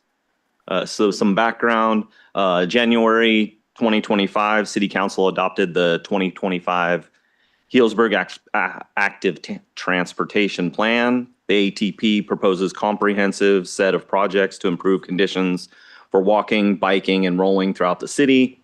It outlines infrastructure projects for enhancing safety, connectivity, accessibility for all users. The ATP proposed 3 projects located within the March Avenue roadway reconstruction and pedestrian project limits. The ATP recommendations for crossing enhancements at March and Lupine Road, and the recommendation for intersection curb ramps and striping upgrades at March Avenue and University have been incorporated into the design currently being proposed. Additionally, the ATP recommended that staff consider the feasibility of parking protected bike lanes on March Avenue. Next slide, please. The project traffic engineer, W-Trans, evaluated the feasibility of implementing parking protected bike lanes and determined that parking protected bike lanes cannot be accommodated on both sides of March Avenue due to the existing street width. They developed 2 alternatives. Alternative 1 is a parking protected bike lane on one side in conjunction with a buffered bike lane on the other. This is feasible, but would result in the loss of approximately 70 parking spaces. Alternative 2 that they developed is parking remaining adjacent to the curb and the bike lanes being buffered from traffic by 2-foot cross-hatched striping. The current design being recommended tonight by staff and our design consultant is based upon alternative 2. So just a review of the existing conditions on March Avenue. The roadway is 50 feet from curb to curb. It consists of an 8-foot parking lane, a 6-foot bike lane, and 11-foot travel ways. Next slide. So the alternative 1 proposed is a parking protected bike lane on one side in conjunction with buffered bike lane on the other. Again, this is feasible, but would result in the loss of approximately 70 parking spaces. Alternative 2 is parking remaining adjacent to the curbs and the bike lanes being buffered from traffic by the 2-foot crosshatch striping. I'm going to turn it back over to Larry to discuss the community meeting. Yes, this was a very successful community meeting, and a couple things that we did a little differently here is we held it at the Fitch Mountain School, which was quite close to the project as opposed to a city facility. We were hoping that it would be a more familiar territory for some people who may be reluctant or less likely to attend these types of things. We also served pizza, which helps, particularly when people have kids and they have, to get home and cook food. We thought serving some food might help. As a result, we had a pretty good attendance, or very good attendance, actually, in my opinion. And the feedback was really positive. People were just happy to be included, to be talking about the project in their neighborhood. Certainly one of the concerns was parking. We heard it from many people. It was a pretty clear majority did not want to lose their parking. Next slide, please. We learned a few other things at that public meeting which are extremely useful. There was a drainage issue on Daisy Street, which again, Ben will respond to all of these. I'm just bringing up the problems. He's giving you the solutions. The need to improve visibility at the eastbound stop sign at University. And then this next one is a little convoluted because there were basically 2 comments that are sort of interrelated. We had some comments about the visibility of people exiting off of Lily and Tulip to get onto March. And at the same time, someone had requested, because there aren't homes fronting in that area and the parking demand is a little less, that maybe we eliminate parking in that area, basically west of Lupine to Healdsburg Avenue. We looked at it Ben looked at it from an engineering standpoint, and we have a recommendation that's sort of a little bit of a hybrid for this very short area, which he will share with you. And with that, I will turn it over to Ben Bryant of Brelgy and Race. Thanks, Ben. Great. Yeah, thank you for having me here. Before we go to the next slide and actually look at the plans that we've prepared for this stretch of roadway, the current design reflects really a balance between kind of this community input we received, engineering feasibility, collaboration with our traffic sub-consultant engineers, W-Trans, compliance with engineering standards and safety standards, and really just our input and experience that we've had from completing a lot of projects in the area. And Brelgy and Race has been around for 70 years. So I have a lot of experience doing these kinds of projects. As Clay and Larry mentioned, the design currently incorporates buffered bike lanes on both sides of March Avenue, with parking remaining adjacent to the curbs. This is the alternative to approach that was shown earlier. It avoids, the significant parking impacts that they mentioned. We did take a more in-depth look at the site distance concerns voiced at the community meeting, both at for the segment between Healdsburg Avenue and Lupin. So we can get into the next slide now. So these are the plans.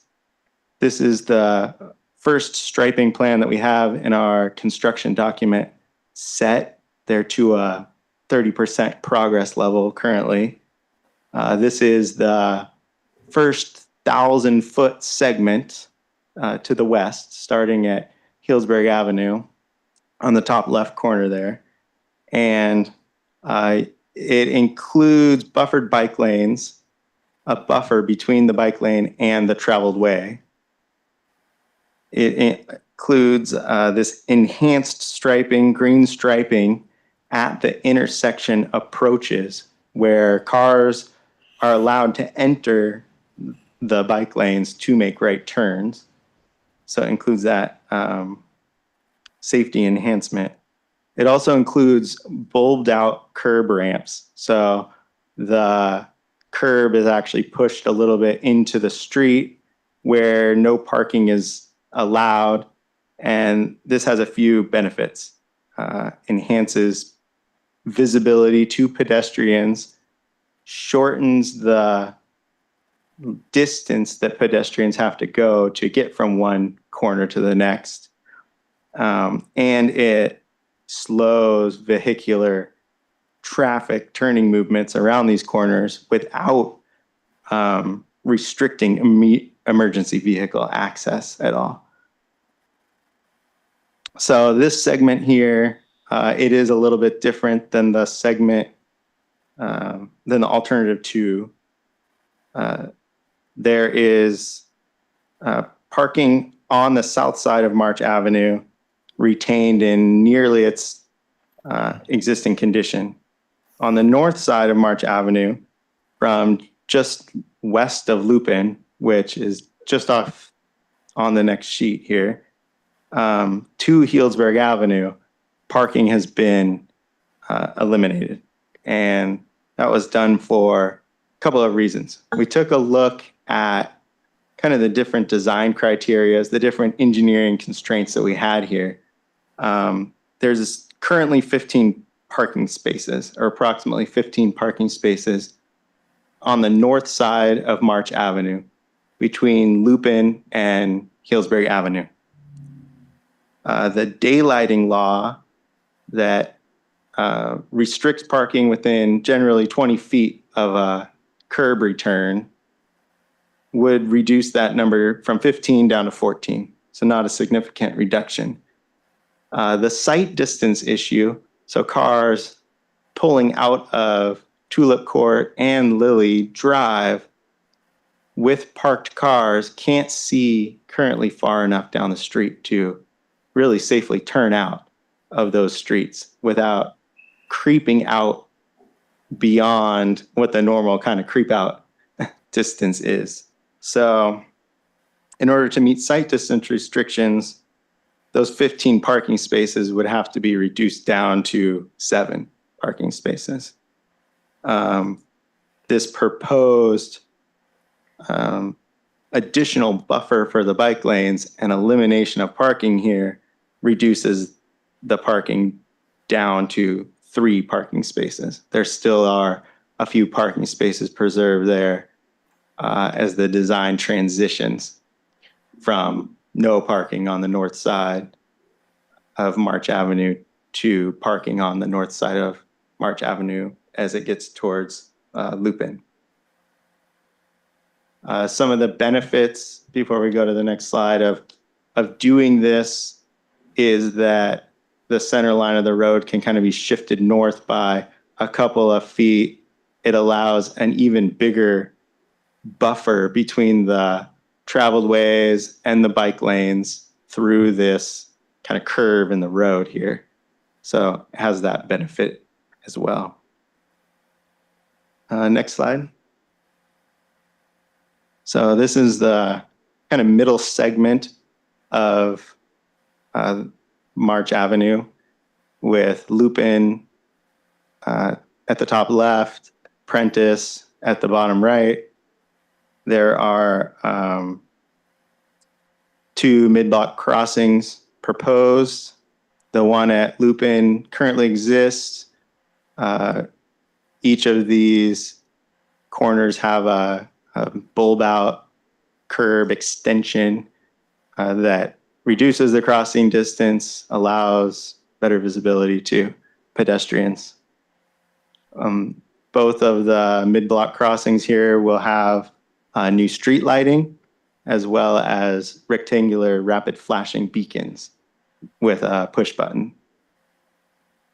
There will also be kind of enhanced striping proposed with yield signs, where to stop to yield when those lights are flashing. So continuing all through this section, it maintains the alternative to cross section that'll ensure a consistent kind of predictability for everybody using this corridor. Next slide, please. And so this is the eastern segment as March Avenue progresses to the east. That same cross section is maintained with the buffered bike lanes. The design currently includes upgrading the curb ramps at the university intersection as well as reconstructing the pavement in that intersection. So, all of the curb ramps are being upgraded to current accessibility standards. So I think in summary, the current design prioritizes safety, accessibility, kind of community preferences, and it's a practical, cost-effective solution, I think, that aligns with the city's active transportation plan. So with that, I'll turn it back over to Clay to talk about the budget and schedule. Thank you. Thank you. So just briefly reviewing the funding sources and the budget, 3 funding sources, approximately $230,000 in Measure T funding, grant for the curb ramp and pedestrian enhancements from GoSonoma of $700,000, and then an accumulation of our SB1 funding currently at approximately $1.4 million for a total project of approximately $2.4 million. We're trying to move forward and stay on a construction schedule, that can begin with some work that can be done throughout the winter and as soon as January of 2026, and the project taking, approximately 1 year. Next slide, please. So again, the recommendation is to receive the presentation on the proposed project, March Avenue reconstruction and pedestrian upgrades, project design, and confirm council support for proceeding with the final design. Next slide. So just now we would like to open it up to questions. Thank you for that report, all three of you. Appreciate it. Do we have questions from council? Ron? Yeah, on the by March and Healdsburg Avenue, I think one of the reasons that we were going with less parking there is because there's no housing access there, whereas further up the street, there's much more denser housing. If I remember the Correct. There's no housing that fronts onto March at that point. They front onto the side streets. And anecdotally, there is less demand in that little stretch. Yeah, I know there was some concern about the people who was concerned about the workers because there are a lot of people that work in more than one car per house. So I'm glad we're able to preserve that parking for those residents that we did hear their concerns that night. And it really was a good turnout, good feedback. So thank you. Yep. Ariel? Thank you. I really appreciate you all doing the community outreach meeting for this project, and it sounds like it was well attended. So really appreciate, good to see folks in the community showing up and wanting to participate, and appreciate you all taking the time to do that. I'm curious, for the drive lanes, why 11 feet instead of 10 feet? Yeah, because of the use of the roadway with emergency vehicles, we felt that reducing that lane width down could have an impact on emergency vehicle response times, and we didn't want to do that. And what's the quantity of emergency vehicle usage in the road? I don't know if we had it broken down necessarily in the traffic data we got, but we do know that corridor is used by emergency vehicles going back and forth. Yeah, I mean, it's just not, it is a lovely hospital and it's such a great asset for our community, but it's also not, a major trauma center. It's not like one of the big hospitals in Santa Rosa. So I'm just curious. I mean, it's a very wide travel lane now, which is why we see pretty hefty speeds on this roadway. It's also, a major thoroughfare for people getting to one way or another, but it's also a neighborhood. So just curious why we're not trying to slow folks down. If I could jump in a little bit. So you're playing with the same numbers between bike lane, buffer, and vehicle lane. So if you were to reduce the through lane to 10, you're increasing the buffer, and that's something that could be done. But we don't want to create a situation where people are feeling a little more comfortable the vehicles are more comfortable going into the buffered area.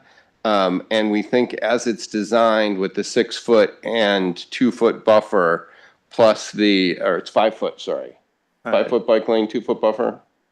Yeah, 4.5. 4.5. So 6.5 total, sorry. That's where I was with the 6 foot. 6.5 total. And then the 11 foot lane. We feel like that is the right combination. If you wished, we could look at playing with that number a little bit. Well, I saw that the current is a 5 foot bike lane. So we're actually shrinking the bike lane and doing a 4.5 foot bike lane. Is that right? But with an extra 2 foot of buffer. Again, you're playing with the numbers because the buffer is legal for a bike to be in, but it's designating a space to keep the vehicles away from the bikes. Okay. And do we have 10 foot roadway streets in Healdsburg? Is that a norm or no? It's not typical. There are some places where we have very narrow lanes, and it can become problematic. When you have two larger vehicles, then they start swaying over, and that's kind of the point I was making, is trying to make it, we don't want drivers to start getting comfortable going into that buffered lane because that should belong to the bikes. Okay, I've been just looking at different national standards for roadway width, and I think that the approach that we're taking here is not in concert with what the standard is in other cities. I don't know, I mean, there's so many different studies out there that talk about narrowing streets makes people drive slower, which I think the question is do we want this to feel like a highway or do we want it to feel like a neighborhood?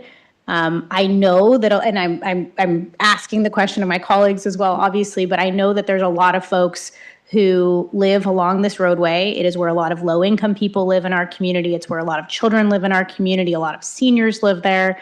It's apartment buildings. It's quad buildings. This area has also had a ton of gang graffiti, which I know sounds like a bizarre segue, but it's because there isn't a calm sense of place in this neighborhood. It doesn't feel like a neighborhood. It feels like a place you traverse to get from one place to the other, going at high speeds. And I think when we do roadway design, you can do it in a way that actually helps enhance a community. So while I understand, yes, it's a mixed use neighborhood, there's churches, there's the hospital, there's healthcare offices, there's also a lot of people who live here and try to come through there, and people fly down this straight roadway. So I think looking at the travel lane width for cars is a great way that's, standardized across the board as a place where people actually say, this is how you reduce risk for pedestrians and bicyclists. This is how you make it safer for seniors to get out of their homes and cross the street safely. So I'll get off my soapbox on that item, but I really was surprised to see us just want to maintain an 11-foot lane and shrink the bike lane. That to me doesn't feel like an active transportation win. Well, we are also lowering the speed limit. We are adding bulb outs. We're adding the additional striping. We're adding the green striping. It really isn't keeping the status quo, but we certainly can look at a 10-foot lane. Again, it's still going to be a straight roadway with brand new, fresh, clean pavement. Whether it's 10-foot or 11-foot, I'm not sure how much it's going to impact the speed limit, but we certainly can look at that, and I'm not strongly opposed.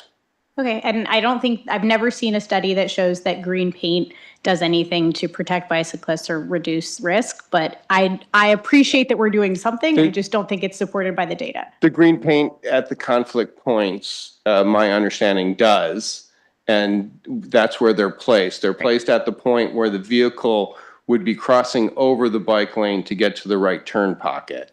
And so it is alerting both the cyclist and the driver that there is a conflict point. Awesome. Can you talk a little bit about the buffered bike lane that's west of Lupin towards Healdsburg Avenue and what that buffer consists of? Mm-hmm. Yeah, it's generally the same buffer. It's just really transitioning in width so that the bike lane is now moving over where there is no parking so that those buffers can become wider throughout that corridor. So it's paint on the road. Okay, on the just road, yeah. making sure I understood Yep. the term buffer that we're using. And then you said there's the existing crosswalk at Lupin that's getting improved with the bulb outs and the flashing beacon. Awesome. Is there another mid-block crosswalk that's being added? There is, at Prentice. There's Okay. another one that's being added. And those will both have the new street lights and the flashing lights, the rapid flashing beacons. And no new stop signs in that section? No new stop signs, no. Okay, great. Thank you. Ron? Yeah, I just wanted to check on Marsh. It looks like we're reducing that speed from 30 to a traditional residential 25 miles an hour. And that signage will be going up as this road repair goes in? We haven't decided whether or not that signage would go with the other signage in the city or if it would wait for this project. I think it's going to depend a little bit on the schedule of both. And do we know any difference between traffic calming with speed limits versus width? Well, traffic calming with physical features on the road is always better than the sign. Okay. And so narrowing the roadway, yes, is a proven factor, but narrowing it with additional buffer space, I'm not sure how much that would really help, because again, it's going to be a straight shot on this road, and drivers are going to feel comfortable, particularly with the buffer there, because it's keeping the cyclists and vehicles separate. And then how about the flashing pedestrian crossings with that? Those definitely, because again, they bulb out into the street. So those are places where the vehicles are going to slow down. And the more of those interruptions onto a straight road that you have, the more that's going to lower the speed. Okay, thank you. And the additional striping, you know, all of that, more activity, all of these things slow vehicles down. A lot going on to look at, so you have to pay attention. So if I could add my 2 cents, because I do use that road every day, several times. I haven't found that people speed on it, which always has surprised me since I moved there a couple of years ago. People seem to, it's my impression is that people know it's a neighborhood and they're carefully driving it, but because it's straight and you can see, it's also, it feels safer. You can see bikes, you can see pedestrians, you know, the road itself, just by virtue of what it is, feels safe. I've always been a little surprised at that. And I don't know what graffiti you're talking about. I haven't seen graffiti there. So I'm not sure what you're speaking of on that. So maybe I'm just missing it. I don't know, get used to it or something. But it's a nice street. When it gets paved, I think it's going to be great, you know. And I also have had a lot of the experience at Lupine at crossing that street, which I was one of the people who asked for that too. So those improvements are going to be huge and slow down traffic. And yes, when cars are parked right there, you can't see as a pedestrian. You have to kind of walk out into the street to get to it. So yeah, to me, this seems like a good solution. Also, I was very impressed with the fact that we did have such a great turnout at that meeting and that the people were very clear on what they needed and wanted in their neighborhood. So I thought I was impressed with that. And we had asked you to do that, and you did that, and you made some changes as a result of that. So I think the process seems to have worked quite well, in my opinion. Agreed. Yeah, so. Chris, did you have any? Yeah, go ahead. Not much. No, I just want to just share my excitement for the enhancements here. I think they really are going to make a great difference in terms of safety on this road. I use that road a lot myself also, and the pedestrian crossings are long overdue, and it's going to be a much nicer place to bike. And I really am grateful for the tentativeness to the public input that happened during this process. I'm not surprised that people paid attention and adjusted the design accordingly, but it's super great to see that, and I think it's going to be an improvement that the community is going to be very proud of. Thank you. If there's no more questions, we'll go ahead and open this up to public comment.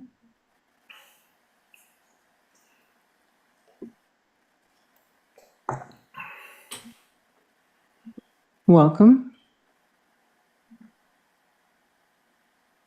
Good evening, Mayor Mitchell and council members. I'm Mark McMullen from Parkland Farms. I'm here tonight because I believe that we have an opportunity to transform March Avenue from what one neighbor called a relatively ugly street at the meeting into something that truly reflects the vibrant community that is Healdsburg. At the May 15th neighborhood meeting, residents made it clear they want more than just functional improvements. One neighbor wrote on one of the boards that she wants to see more efforts around building a sense of place, a sense of belonging, and arts and culture into the plan. Another specifically called for landscaping provisions because March Avenue needs beautification.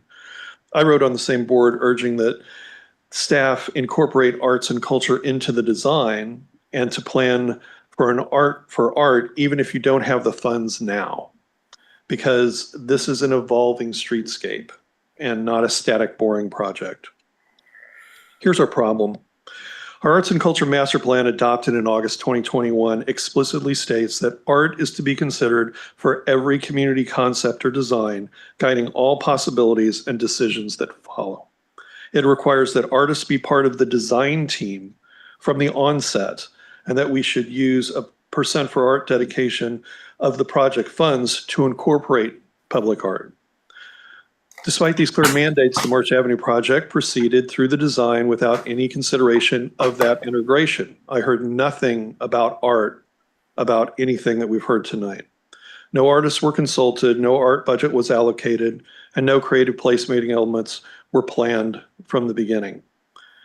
I want to thank staff and the designers for listening to the comments and suggestions at the meeting and for incorporating some of those provisions into the plan. I want to address the 3 parking spaces the staff is proposing to retain at Lupine and Lily Street. If these spaces were removed to extend the protected bike lane from the Lupin curb extension all the way to Healdsburg Avenue, it would create a safer cyclist lane and aligns with the active transportation plan. This means we're trying to retrofit both beauty and optimal safety design into the project that these elements should have been incorporated from day one. I'm asking you to request staff to incorporate curb extension murals at the intersection along March Avenue, including the smaller ones like Daisy and Lily. These could be funded with state safety grants or our own city arts grants and would address visibility concerns and community character similar to the successful ones in other cities. More importantly, this design oversight cannot happen again. We have major projects coming up, North Healdsburg Avenue, Grove Street, and others.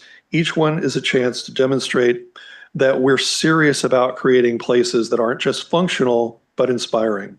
Our Arts and Culture Master Plan isn't a suggestion, it's an adopted policy plan that should guide every capital project we undertake. Healdsburg's always been about making the ordinary extraordinary. Let's make sure March Avenue reflects the spirit and establish clear protocols so that every future project starts with the question, how can we make this beautiful, safe, and meaningful for our community? Thank you. Thank you. Welcome. Hi, Eris Weaver, Executive Director of the Sonoma County Bicycle Coalition. A lot of great changes of fixing the road. All of these crossings are great. I share Councilmember Kelly's thoughts about reducing the width of the travel lanes. I am, and as was stated before, putting up a speed limit sign is less effective than actually changing a design of the street, and I'm less concerned about, I would rather see a narrower travel lane to slow vehicles than a wider one. The concern that cars will go into the lane, that kind of happens no matter what you do, but I didn't see that as an issue. I still very much would love to see the option 1 with the parking protected bike lane. I'm guessing that probably most folks around here haven't ridden in a protected bike lane because we don't have very many of them in Sonoma County, very, very few, but it's really a game changer. Adding that extra buffer, is this option 2 better than the current situation? Of course. Is it awful? No. But the difference between having a physical barrier between you and the moving cars and not just a bunch of paint is profound. And if one of the things that we're wanting to do in our active transportation plan and encourage more people who currently are afraid to ride bikes to get out in bikes, making those more protected spaces are more likely to do that. And there was just a new study that just came out with even more evidence toward that making more protected bike lanes actually encourages more people to bicycle. And in terms of the art, I know of some grants that are specifically for pavement art that I'll send you the information about. Thank you for your consideration. Thank you. Anyone else? Not seeing anyone. I'll bring it back to council for comment. We're looking for council support for the design at this point. Do we have any further comments? Yeah, I think, the way you guys analyze the alternatives, I think it makes a lot of sense. I know that street parking in this area, because of the apartment buildings and kind of the parking requirements for those buildings, there are a lot of folks who need to park on the street in this area and don't have another option. We don't serve this area in a meaningful way with transit, so that is not an option. So I understand why there is the, energy to not lose those 70 on-street parking spaces. And I know that that was also what we heard from most folks in the community. I'm really interested to see if there's, consensus or other folks on the council who'd be interested in looking at reducing the travel lane from 11 feet to 10 feet to try to slow down cars on this road, to try to make it safer for bicycles to use the road. I think what we've heard on a lot of other streets, especially on east-west streets in Healdsburg, is that we don't have the width to create bike lanes in a lot of other streets. I think this one, we have a ton of width. We have a lot going on this roadway. And I think to the extent we have the ability to try to make it safer for bicyclists, especially as we have the high school over there, we've got Fitch Mountain Elementary School over there. We've got a lot of apartments and folks going east-west on this road. I would love to see it feel and actually become, as safe as it can be while also trying to maintain that parking. So my support, I agree with staff's recommendation to move forward with the alternative that you're proposing. I do think that the pedestrian improvements are a great improvement, the bulb outs and the crosswalks and the lighted beacons, but I would love to see us reduce those travel lanes to 10 feet and look to see if that we can actually make it a truly buffered bicycle lane to protect our bicyclists from cars on the roadway. Thank you. Are you saying a protected? Because just the semantics here. The buffered typically means striping. A protected bike lane means there's something, a physical barrier of some kind there. And so I'm just trying to get a clarification of what that statement was. I think that if we are open to looking at reducing the traffic lanes, which I don't know if there's an interest in doing that, if there is a way to create any additional protection for bicyclists that is not just a 2-foot paint buffer, which I don't think is going to ultimately create a lot of safety for bicyclists on this roadway, with the cars going at the speeds they're currently going. And I appreciate Councilmember Edwards asking the question about, putting up a sign, reducing the speed limit, how much will that really help versus what we know when you narrow a traffic lane, it actually does reduce speeds. And we know that based on the data we were presented at our last meeting, you are much more likely to survive a crash, like exponentially more likely as a bicyclist to survive a car hitting you if cars are going just a little bit slower. And I'm thinking about the seniors in our community. I'm thinking about the kids in our community who don't have other modes of transportation to get around. We don't want my 11-year-old driving a car, and we don't want my 80-year-old mother-in-law driving a car. So if both of them can safely get on their bikes, that would be great. And on top of it, we know that we want to have a more active community because that's how we live longer, healthier lives. So I think it helps to kind of meet a lot of our goals by making actual data-driven decisions around slowing speeds and getting people onto bicycles. Thank you for all the hard work on this. I'm really excited to kind of see where we are today compared to where we were a number of years ago with this actually in sight. The last time we discussed this, I supported the parking protected lanes. I appreciate the community feedback.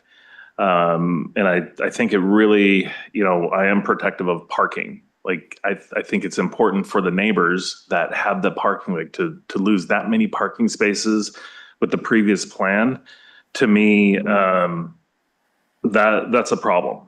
Ideally we'd like, obviously everybody could just ride bikes everywhere, but I've said this before, not everybody has that luxury or privilege to be able to just revolve their entire lives around bikes. Cars are never going to go away. We've done a really good job of trying to do what we can to transition people to cleaner forms of energy, and that includes electric cars for people that do need to go places and they've got to park them somewhere. So I'm very protective of, I'm very sensitive to issues related to parking. So while I was supportive of alternative A in the past, I really appreciate the community feedback. I commend the staff for the meeting that you did, whether it was pizza, the location, whatever it was, but those kind of interactions for the community members to really get the feedback, I think is important.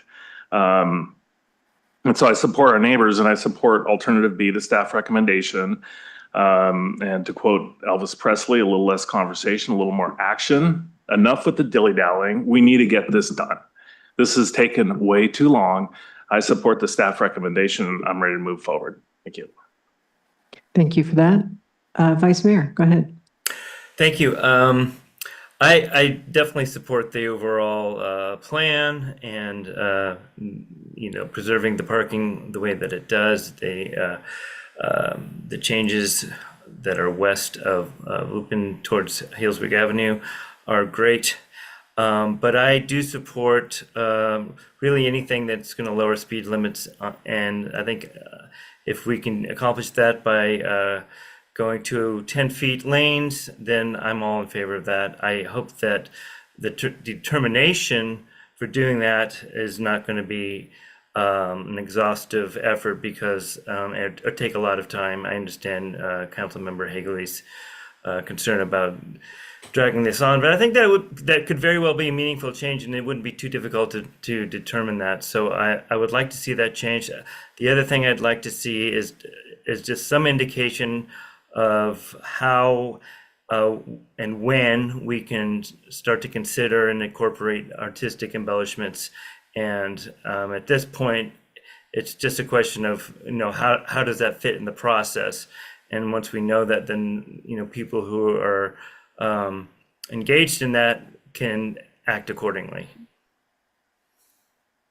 Thank you. Ron, did you?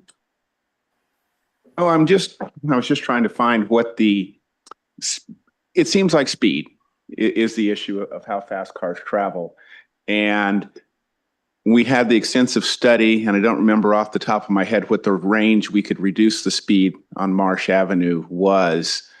I know that 5 miles an hour we talked about made a huge difference in the relationship between a bicycle and an accident at 25 as opposed to 30 miles an hour. I don't know if we want to go down to 20 on that. I don't know what is the objective speed in reducing that roadway?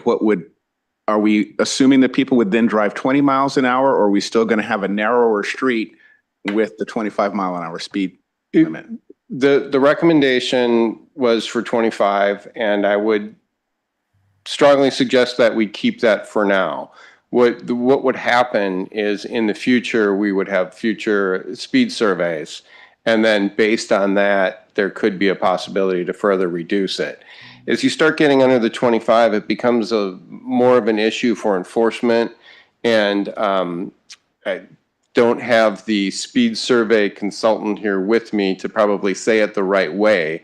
But we were trying to do things in a consistent manner so that from an enforcement standpoint, from a driver standpoint, there was consistency. And going under 25 would probably deviate from that consistency. And I'm curious, Councilmember Kelly, what speed do you have in mind? Do you want the 25 mile an hour and narrower roadway or a lower speed limit? Yeah, I think it's a great question. I think I'm a little less concerned about the posted speed limit. I'm reading the National Association of City Transportation Officials guidelines about roadway widths, and I think we've made a decision to maintain an 11-foot traffic lane in an area that doesn't necessitate it, based on the thought that we have a lot of emergency vehicles kind of coming and going down this road. But when I'm reading some of the data out there, and I've read a lot of the street proposals through the Sonoma County Transportation Authority, because we review all the projects that all the cities submit for their roadway improvements across the whole county, plus the county's projects. We're seeing a lot more streets going to that 10-foot width. I can even read you the language that it says. Lanes greater than 11 feet should not be used, as they may cause unintended speeding. Restrictive policies that favor the use of wider travel lanes have no place in constrained urban settings. Lane width should be considered with the overall assemblage of the street. Travel lane widths of 10 feet generally provide adequate safety in urban settings while discouraging speeding. So I think by looking at potentially doing a 10-foot lane or even a 10.5-foot lane, it will naturally slow cars down. And that's what you want, as opposed to it being kind of this like punitive ticket and policing oriented thing, because people are going to speed if they want to speed. But generally, if it's narrower, we know that people slow down. That's just kind of how it goes, because you just don't have that open. It's right now like on Healdsburg Avenue, because those lanes are so wide and it's like a 5-lane street, people fly down North Healdsburg Avenue. And so I don't know if there's a number in mind. I think 25 is good, because that's where we're headed. That's what we voted on earlier tonight. But I think looking at it over time and kind of seeing how it evolves. But I think for me, looking at narrowing the lane would create the safer speeds that would be helpful.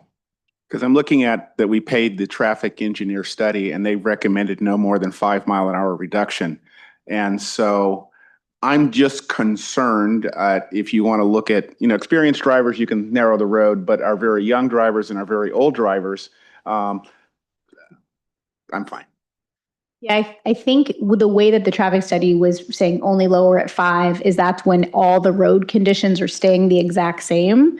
But this is creating a bunch of new conditions with the pedestrian crosswalks and other things. So I think it's kind of a different, like apples to oranges analysis or a comparison on the 5, lowering it more than 5. But it's currently 30 and we're suggesting bringing it down to 25. So we're planning to do the signage for bringing it down to 25. That's what we voted on earlier tonight. This would just be a proposed narrowing of a street lane.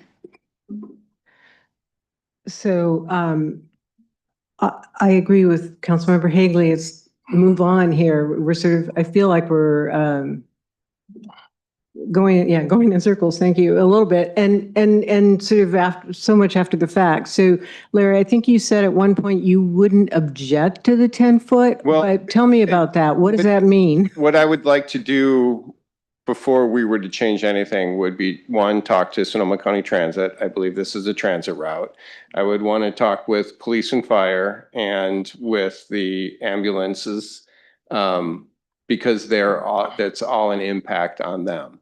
We do have the buffer, and so there is additional safety there. It's not like there's parking right up against the lane, but people will start going into that buffer when they're going back and forth on a 10-foot lane. So it would take I would like to look at it a little bit more. So if that's the direction council wishes to go, perhaps the resolution could be either come back or provide some kind of feedback after doing a little more research. Personally, I would rather support the project as it is laid out before us today, and not keep going back. So I also think, frankly, 11 feet, the roads, yes, they're wide. And when you're driving on them, it feels safer for the bikes just that way, because your car isn't close to the bikes, or I don't know. I think we ought to go. I would recommend that we proceed with the final design. That would be my vote. Can I make a comment? Yes. I just want to remind everybody that the road width is not going to change, correct? No. So what we need to do is get this road constructed, fixed, potholes fixed that are driving the community crazy. Get that fixed. Let's get this alternative 2 going. If down the road we want to change things, we're talking about paint. Right now, the bigger issue is we have a road construction project. We didn't even talk about up here about the drainage things that were brought up. I mean, those are crucial elements here, and we're going back and forth about a foot here and there. To me, it's more important to get that thing done. And if down the road we need to adjust speed limits, shrink that's paint. So I am wholeheartedly supportive of moving forward, period. And as am I, and Ron, are you as well? So I think, and Ariel? If we were to analyze looking at the road, I know your construction timeline says we're not going to even start this thing until 2026. Is that accurate? Yes. So if we were to look at a roadway width, does that change? Would that postpone the project further or no? We certainly could take a look at it and have those conversations. I agree with you that this has been a long overdue project, but also we didn't have the funding until relatively recently to even do this project. So we have the opportunity now to look at it and get it right. It went from just being a repaving project to having an active transportation component to it. We wouldn't have gotten the funding for this project unless it was an active transportation project. I mean, it wasn't just repaving money that we got for March Avenue. I think we scored well on the project because we were increasing and creating Most of the money was under our control through our MRA, through SB1. That is the bulk of the funding. And then the additional funding was for the pedestrian improvements. That's where we received the Go Sonoma money. Awesome. Thank you. Half of this section is on the Route 67 Sonoma County Transit bus, but the straightaway closer to the hospital is not the bus route because it's not a normal, the bus does not go down the whole roadway. It comes down Prentice and goes over. So I would love to see if there's one more vote to have city staff evaluate to see if we can look at a traffic lane, bringing it down to 10 feet to see if there's any opportunity to do that. It would be a meaningful change to keep people driving slower and hopefully not creating injury or fatalities for bicyclists in our community. Unless someone wants to change their vote, I think we've got 3 for the current plan. And if you want to look at 10 feet, fine, but I don't want to do anything to change the timeline or let's move on. Understood. I definitely don't want to change the timeline either. And I think we heard from Director Zimmer that looking at the 10-foot wouldn't change the timeline. So if you're open to that, that would be amazing. I'm not. You're not open to looking at the 10-foot? I thought that's what I just heard you say. No, I didn't say that. I said I want us to proceed with this option and keep this thing moving. I think we've got 3 people who agree with that. Is that correct? Yes. Okay. So you have the direction. Thank you. Thank you. Appreciate that. So new business, moving on to, we have agreements, can't read this, with Development Group, Inc. for a 7-year Ruby network and data center refresh and camera system migration. Chief Information and Systems Officer Adam McKenna, welcome. Good evening, Mayor Mitchell, council members. Adam McKenna, Chief Information Security Officer. Tonight, I am here to talk about our 2025 network and data center refresh. Every day, city staff work tirelessly to serve our residents and community. From ensuring public safety, maintaining infrastructure, processing permits, and delivering essential utilities, these operations keep the city running smoothly. Behind every interaction, every decision, every service is a foundation that enables staff to do their jobs efficiently. Technology. Next slide, please. Whether it's a field crew locating the correct power line, a capital improvement project upgrading our streets, emergency responders coordinating in real time, or a staff member simply answering a call or an email from a concerned resident, every aspect of city work depends on technology to operate seamlessly. Technology is not just an operational tool, it's the backbone of how staff deliver critical services to the community. And at the heart of that technology is the city's network and data centers. The foundation that keeps the systems running, staff connected, and residents served. Just like the foundation of a building supports everything above it, our network and data centers are the structural core of city operations, enabling departments to function seamlessly. But as with any essential infrastructure, regular renewal is necessary to prevent failure. Tonight, I'm here to discuss the proactive steps needed to refresh our technology and ensure uninterrupted service delivery before issues disrupt the city's ability to operate. Next slide, please. So as I mentioned, we're here to talk about our data centers and network. I first want to define that for us because technology changes over time. And so our data centers, we have two of them, one here at City Hall and one at our police station. The City Hall data center acts as our primary operating location, the central hub for the city, and what interconnects most of our sites. The police data center acts as our secondary data center, the police department's primary data center, and is a CJIS, Criminal Justice Information System certified data warehouse. That means that that's where we store our law enforcement data, and it has to meet certain compliance requirements. That site also acts as our emergency operations center, and we operate it on a 24/7 by 365 service operation. So IT maintains that 24/7, 365.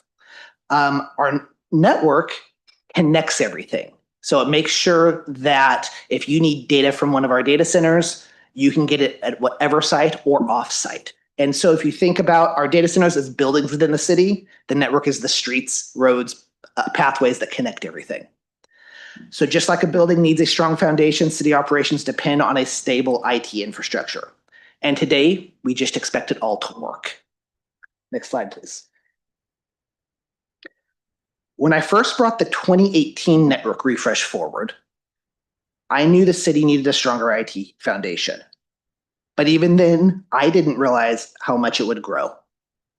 Back then, the city's critical network equipment consisted of approximately 40 devices, supporting 45 servers and handling around 4,000 weekly device connections. Consistent business Wi-Fi didn't exist. VoIP or digital phones were only used at the police department, and most staff worked on desktop computers with non-internet-based cell phones. Technology was helpful, but not fully integrated into daily operations. Fast forward to today.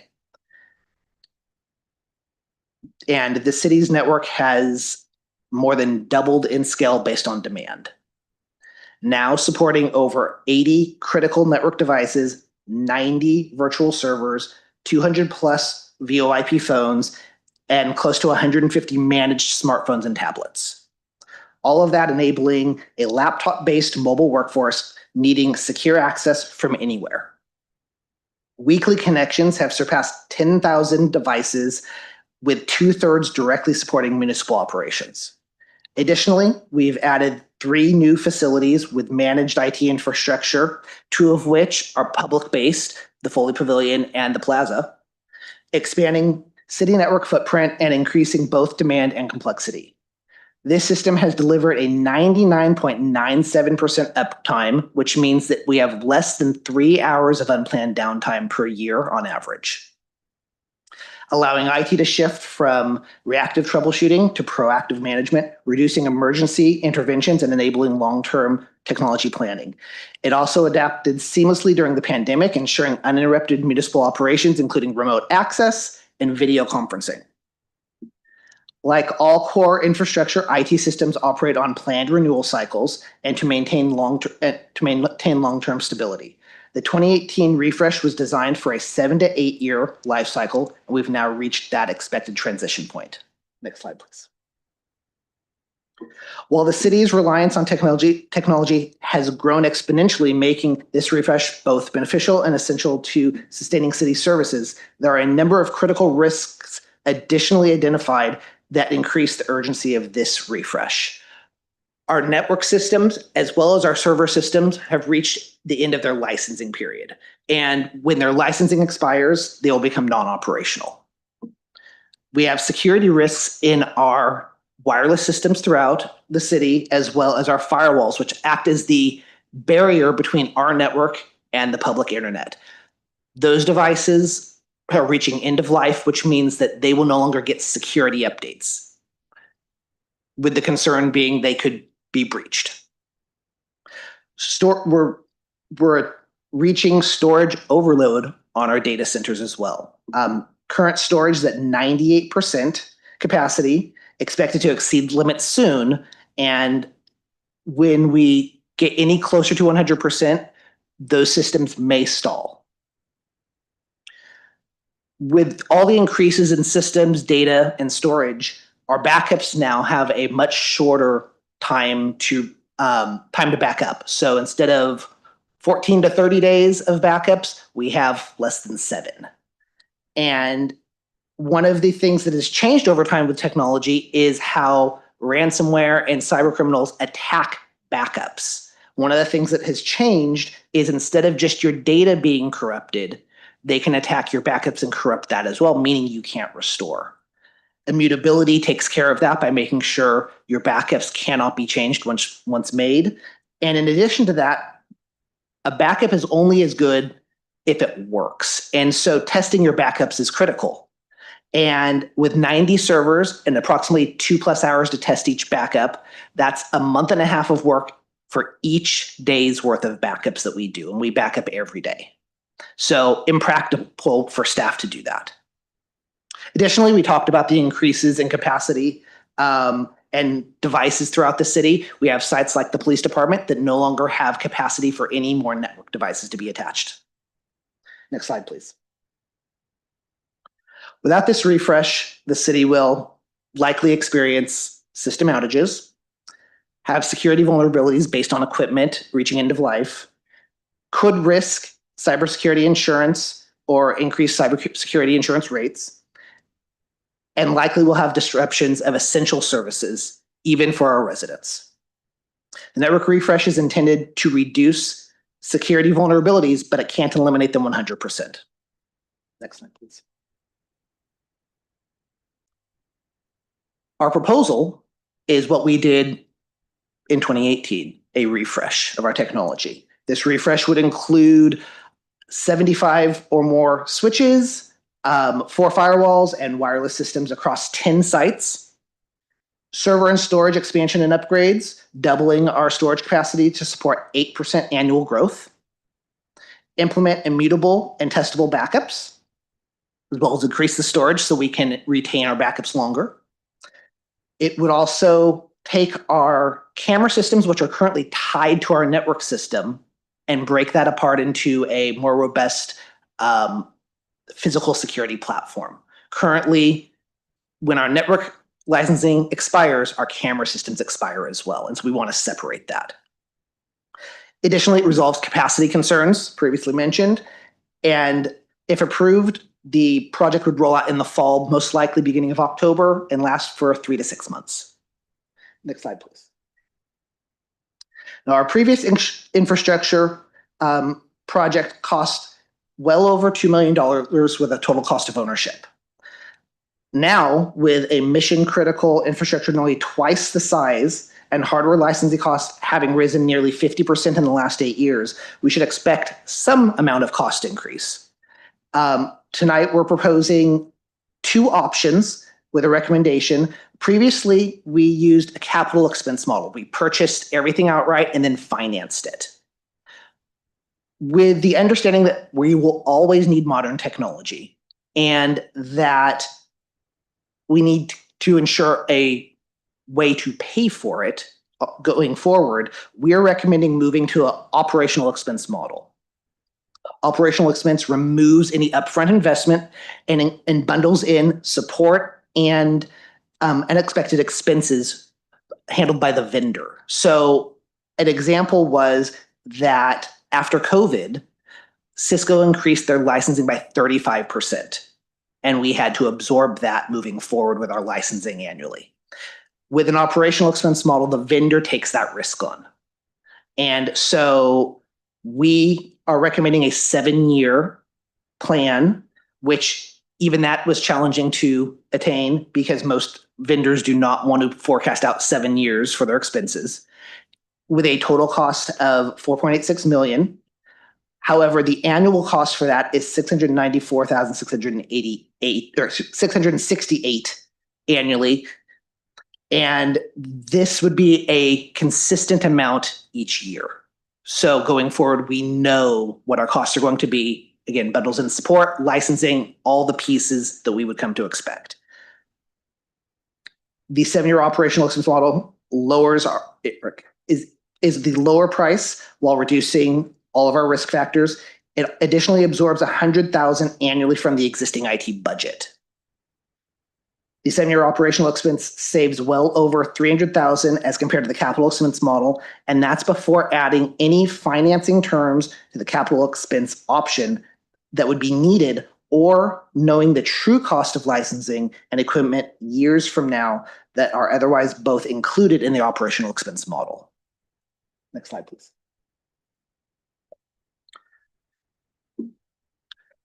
In conclusion, this refresh is a planned necessary update, not an unexpected request.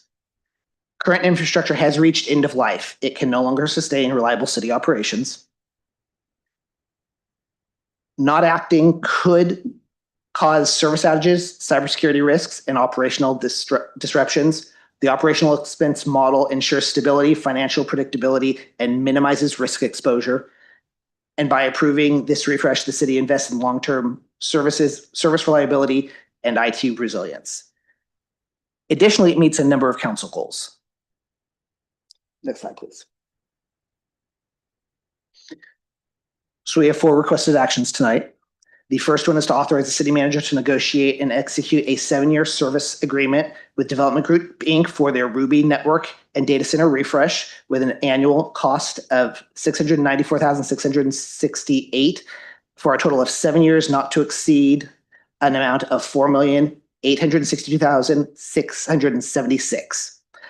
Additionally, approve a 3-year contract contingency authorizing city manager to execute up to $145,880 in amendments to the agreement.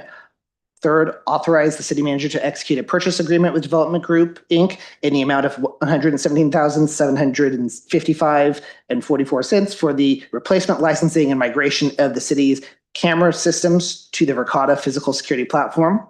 And finally, approve amending the adopted fiscal year 2025-26 budget as depicted in Exhibit A.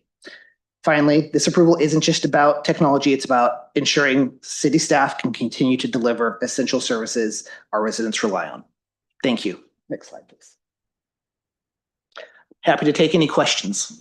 Thank you. That was a good report. You made a lot of complex issues understandable. I appreciate that. Yes. So, do we have questions, Ron? Yeah, so it seems like this is logical because this is the third leg. We've done the security update, we've done the fiber, and now it's down to the bones. Absolutely. And the question I have is, if we go with this plan, will the new vendor take our e-waste? I don't want to, because it has no value. So the e-waste that they're replacing, yes, part of what happens in this is we got discounts for recycling the existing gear.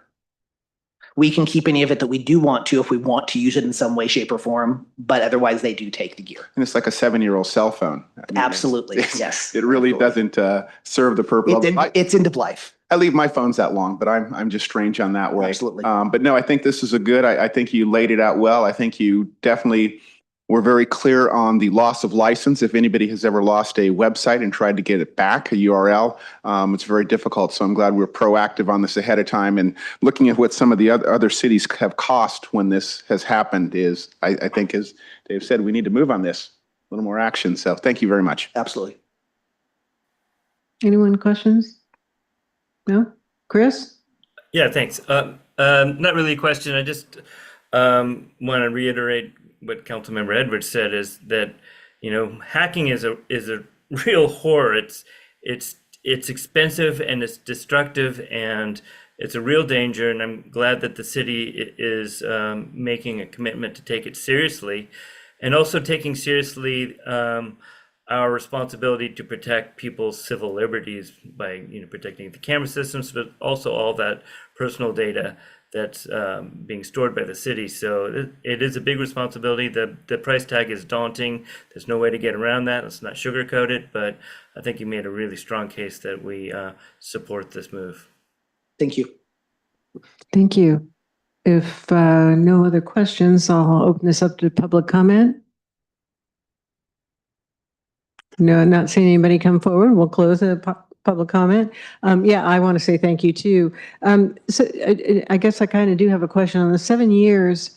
So this is hardware, software, I mean, this is really a stupid It's a question. combination. It's a combination. Primarily hardware. Okay. With licensing. So one of the things that changed a while back with IT equipment is you used to be able to buy a piece of hardware and you could use it as long as you wanted to. Yeah. You now have to license it and it works until the license expires, whether it's good or not. And so that's one of the factors that we have to work with today.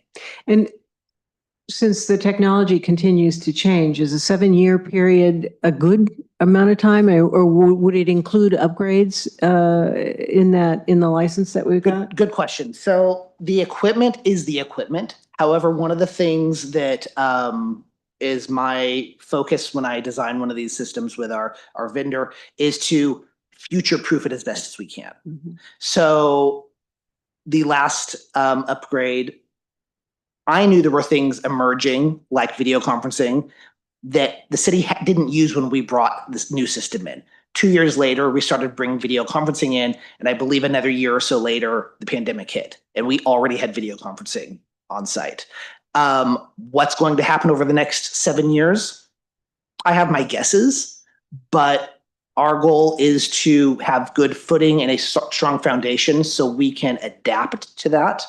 And the likelihood is we'll be able to do most of what we want to do. But if we did need to make a change, nothing's going to have to be necessarily replaced. We can add on.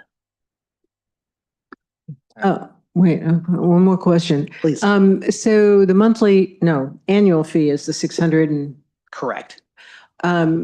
So by not financing it, that's a cash out every month that we're paying him. Otherwise, what's the cash flow? Correct. Implication from Yeah, this? so technically we could pay monthly on this. That's actually how they provide the number. Paying for it annually makes the most sense just from a transactional perspective. And so we pay annually, and that is ensuring that we have all the support, licensing, and everything going forward. It's essentially a 7-year loan with the thought that at the end of that 7 years, we just start a new plan.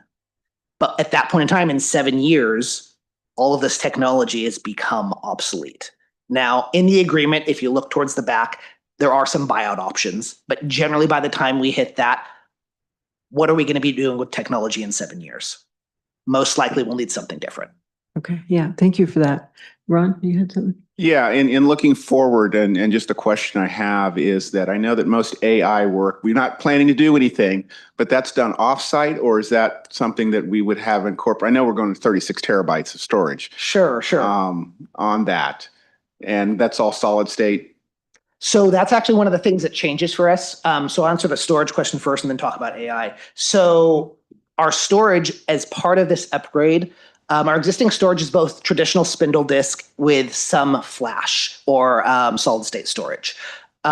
This upgrade not only doubles the storage, but it transitions all of it to flash or solid state. So it's going to be faster.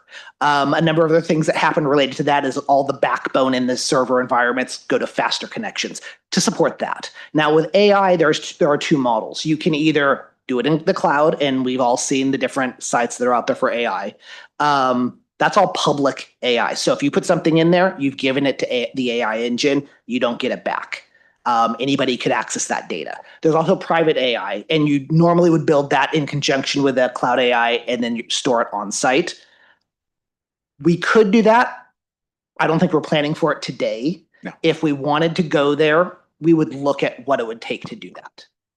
And I think with having the solid state storage makes that upgrade much easier than the old spinning disks. It absolutely does.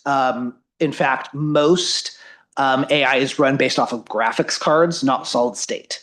So storage is helpful, but AI generally runs off of what you would think of a gaming graphics card. Okay, thank you.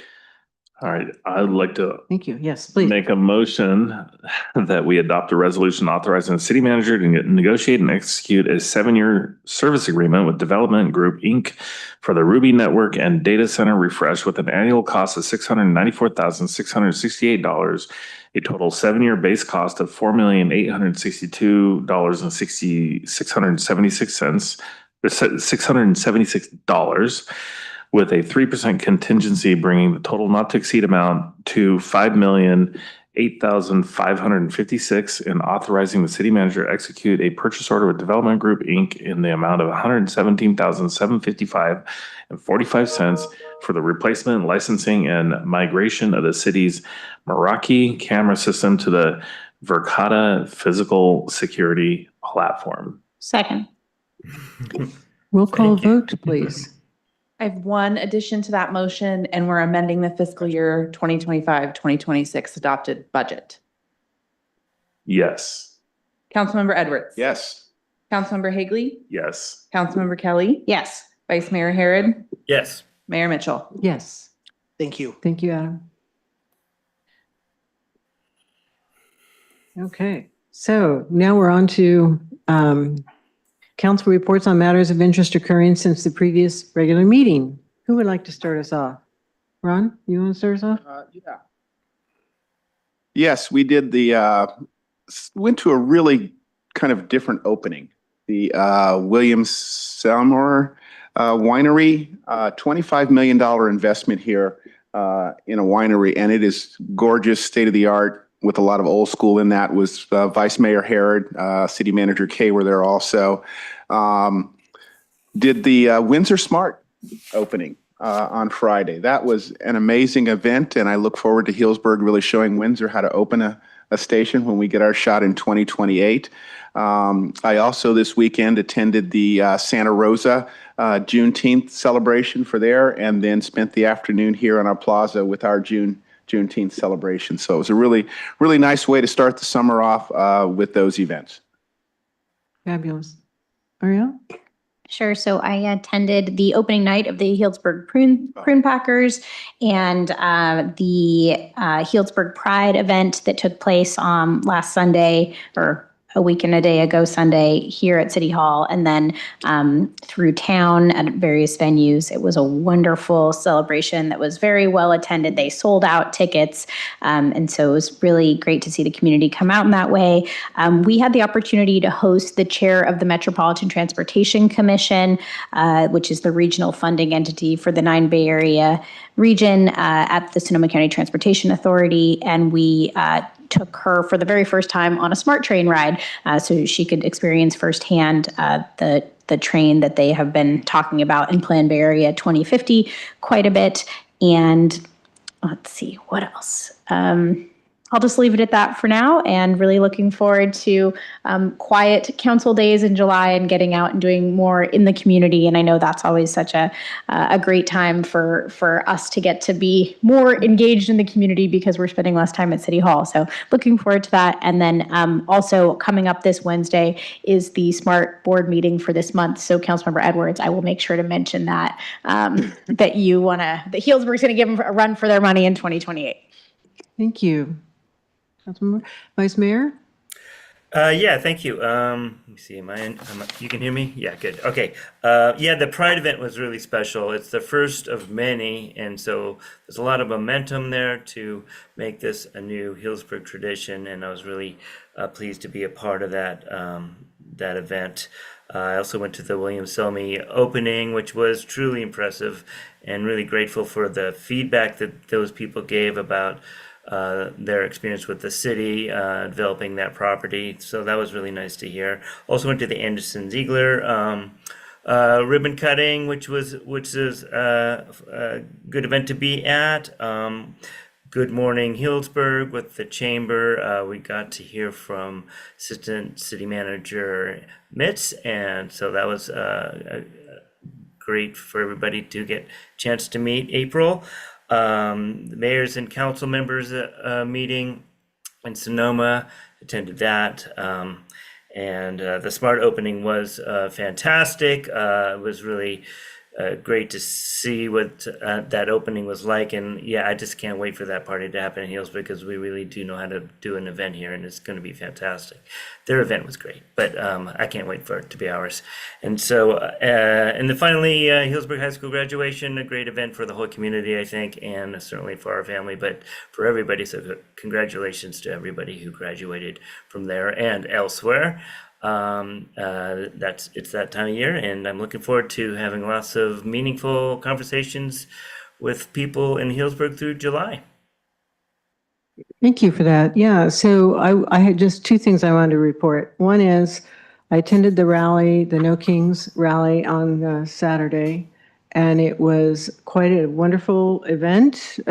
People were very happy. It was very kind of inspiring in many, many different ways. And we found a new use for the roundabout.